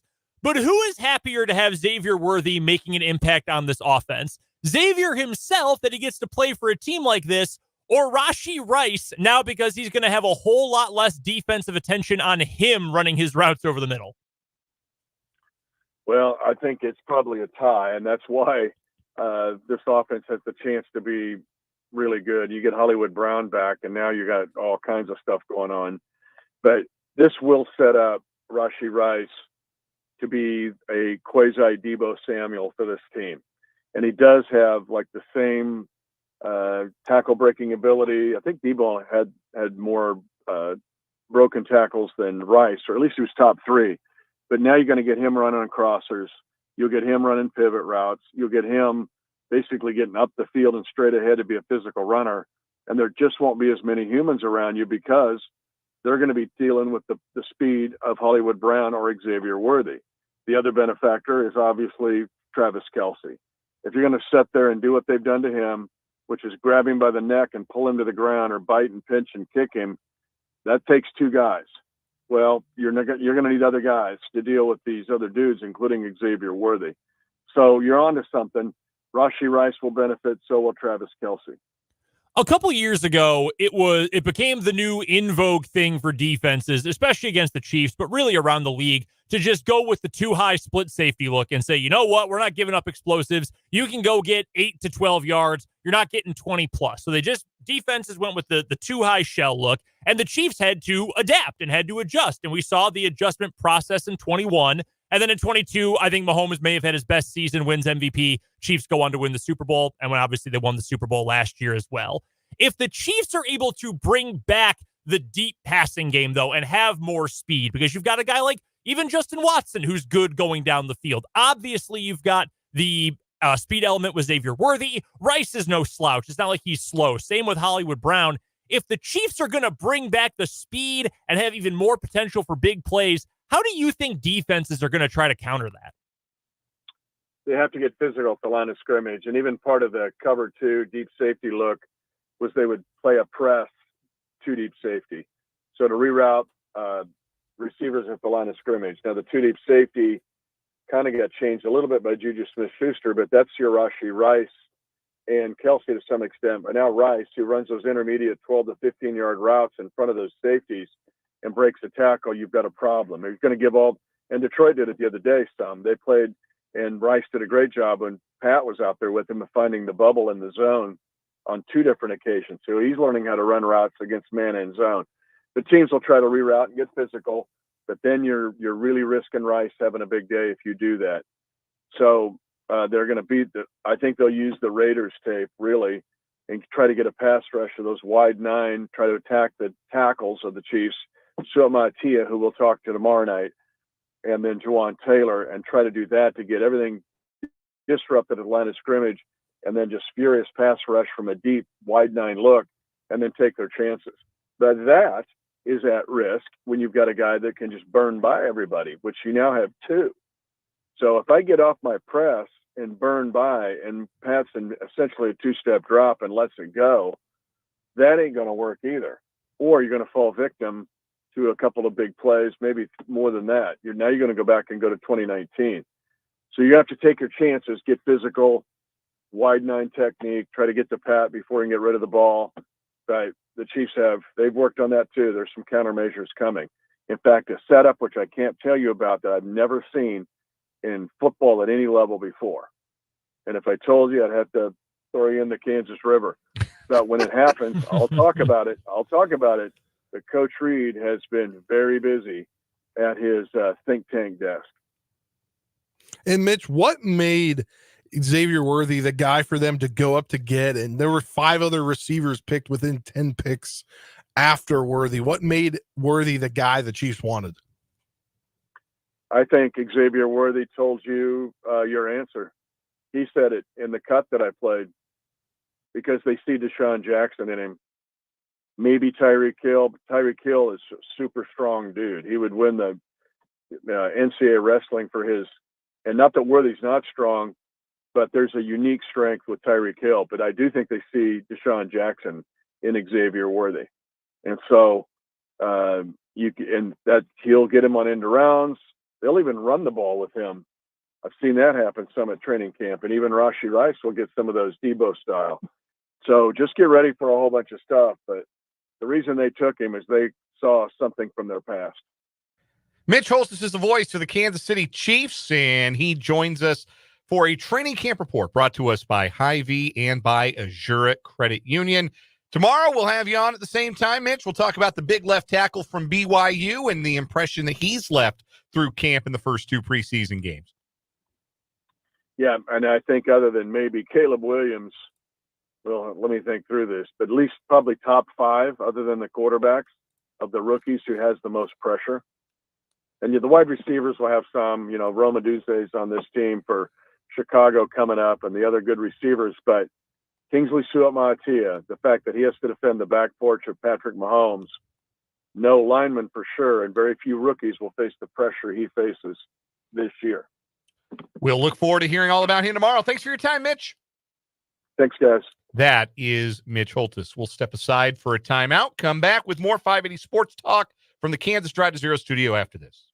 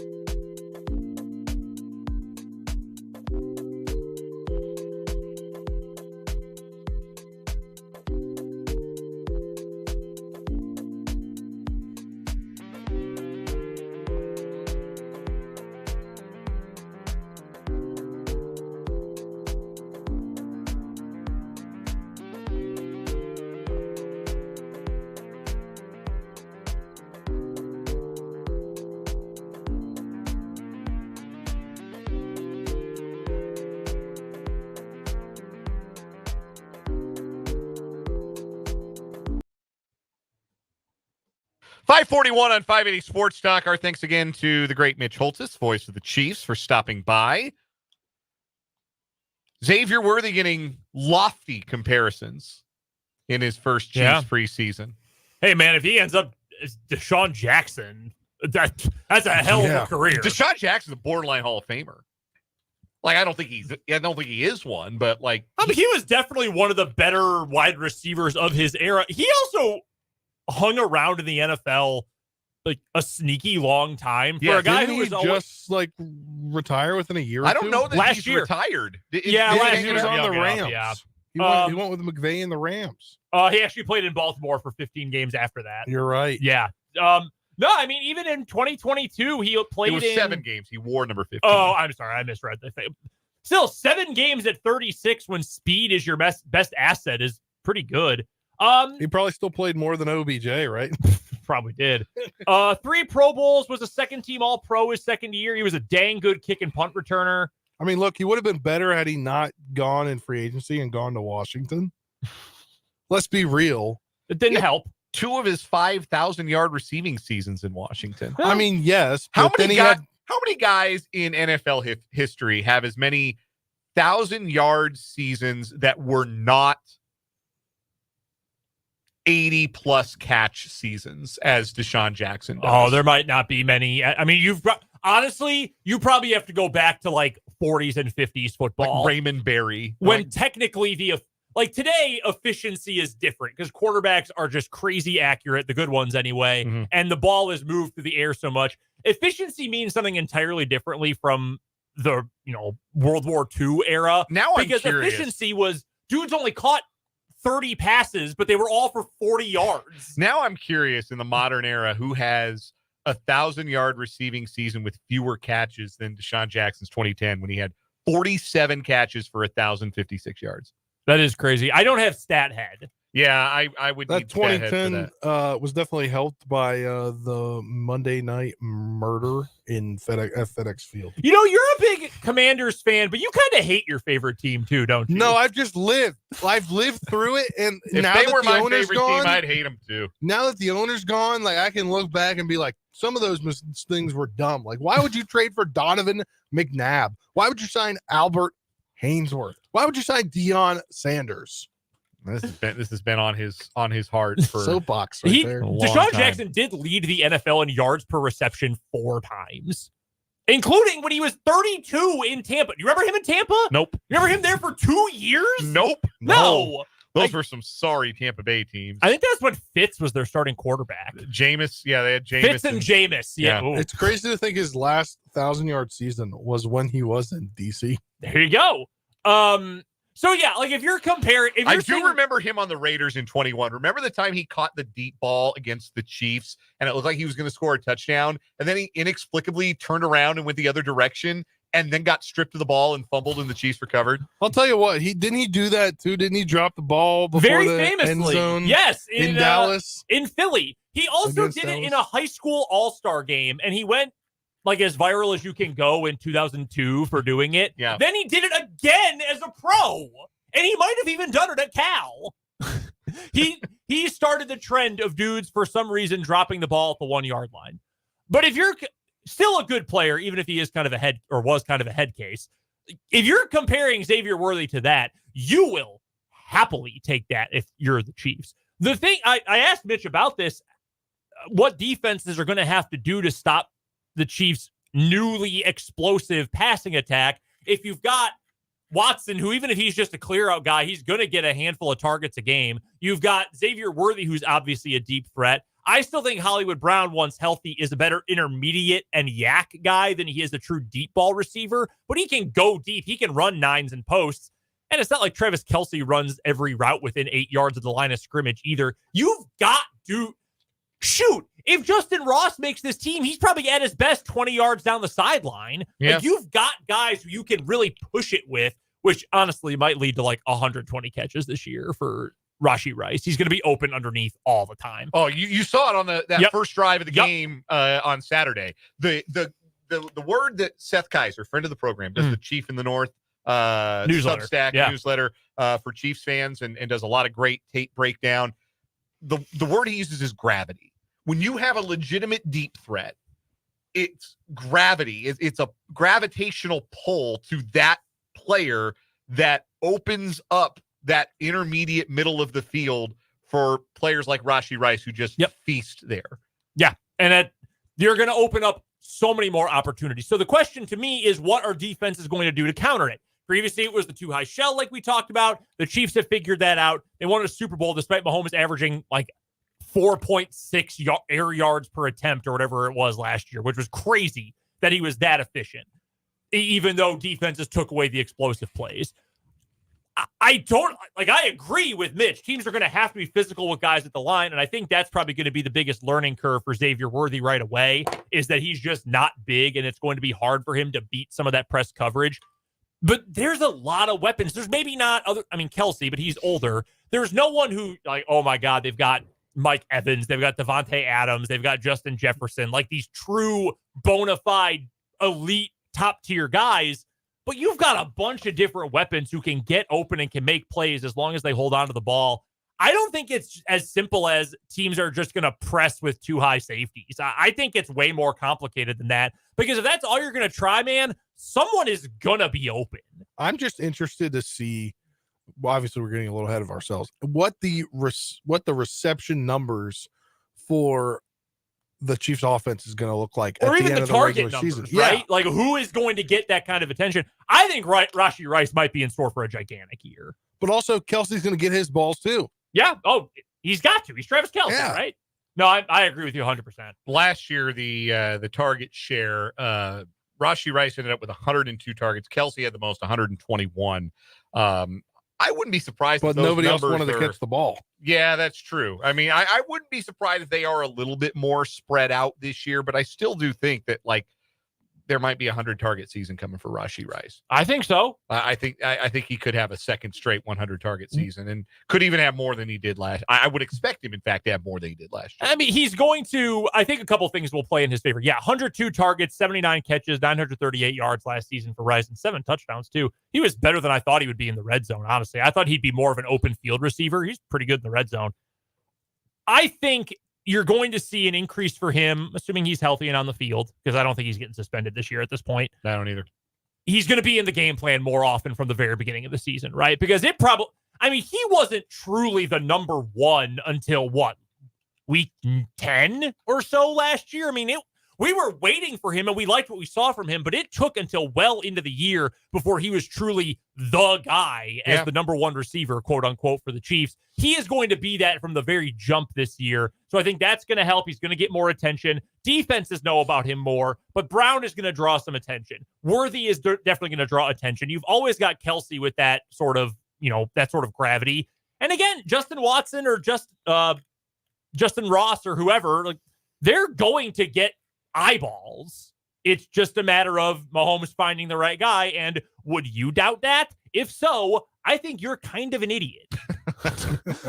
Just to be blunt, like, why would you doubt 15 at this point? Yeah. Lots more Chiefs talk to come on tomorrow's program. Did want to get to the Royals. We are about an hour and 20 minutes away. An hour and 20 minutes away for first pitch at the K tonight. Royals and Angels opening up a 3-game series. Royals took 3 out of 4 in Los Angeles against the Angels back in early May, and now face an Angels team with even less to play for. They are 53-71. This is one of the most anonymous baseball teams you can possibly imagine. This is like a late September roster, but it's been that way since June. Yeah, they just got a bunch of guys who are just duds, uninspiring. Spencer, do you know Anthony Rendon has as many home runs this season as you do? Yeah, I did. He almost hit one out at Nats Park a couple weeks back when he had his little reunion. And I was like, and they said that would be his first homer of the season if it did go out. And I was like, what? Yeah, it's hard to imagine. Their pitching staff's a mess. They've got a TBD scheduled for Wednesday. Their all-star, Tyler Anderson, goes tomorrow. It's a battle of lefty all-stars, actually, tomorrow night. Tyler Anderson and Cole Reagans. Tonight, it's Carson Fulmer for the Angels, making his 7th start, a .422 earned run average on the year. And Seth Lugo for the Royals, who could stand a bounce-back outing, back-to-back rough outings for Lugo. He dominated the Angels when he saw him back on May 12th. 8 innings, a 1-run ball with 12 strikeouts and no walks. It's a very gettable lineup, but Lugo has started to wobble a bit here in August. He has allowed 14 runs in 9 1/3 innings, although only 11 of those were earned in his last 2 starts after that strong 8-inning outing at Detroit to open the month. So this is a big outing for Lugo. He's got to get back on track and keep this winning streak going. But it's always a positive when you can pass the baton with good starting pitching, following good starting pitching. That was really the foundation of Royals' success early this year, and it's been the foundation of this 4-game winning streak. They got 3 really good starts in Cincinnati. It's hard to overshadow the bats on a weekend where you score 28 runs, but Lorenzen was solid, just missed a quality start on Friday. It was a really good start again for Waka. Pulled after 6, but really could have sailed probably through 1 or 2 more innings on Saturday, and then 6 super innings for Brady Singer yesterday. Yeah, that's just Quattrero saying, yeah, man, they ain't got it. Don't worry about it. Save the arm. Save those extra 15 pitches. You mentioned it's hard to overshadow the offense when you score 28 runs in a weekend. The pitching staff only allowed 3. Yeah. That's pretty good competition for that. Yes, outstanding competition for that. And as Jason points out, is Matthew Quattrero manager of the year so far. If they make the playoffs, and again, their odds now are at over 70% to make the playoffs from Fangraphs, I don't see any way Matt Quattrero isn't the American League manager of the year. We got to take one more break, but before we do, 785-272-9429 is our telephone number, and right now that's the Royals ticket window. I've got a pair of tickets for tomorrow night. Royals-Angels, all-star pitching matchup. Reagans and Tyler Anderson. 785-272-9429. Caller number 3 is going to the K tomorrow night at the Royals ticket window. We'll take a break, come back with the final word on 580 Sports Talk after this.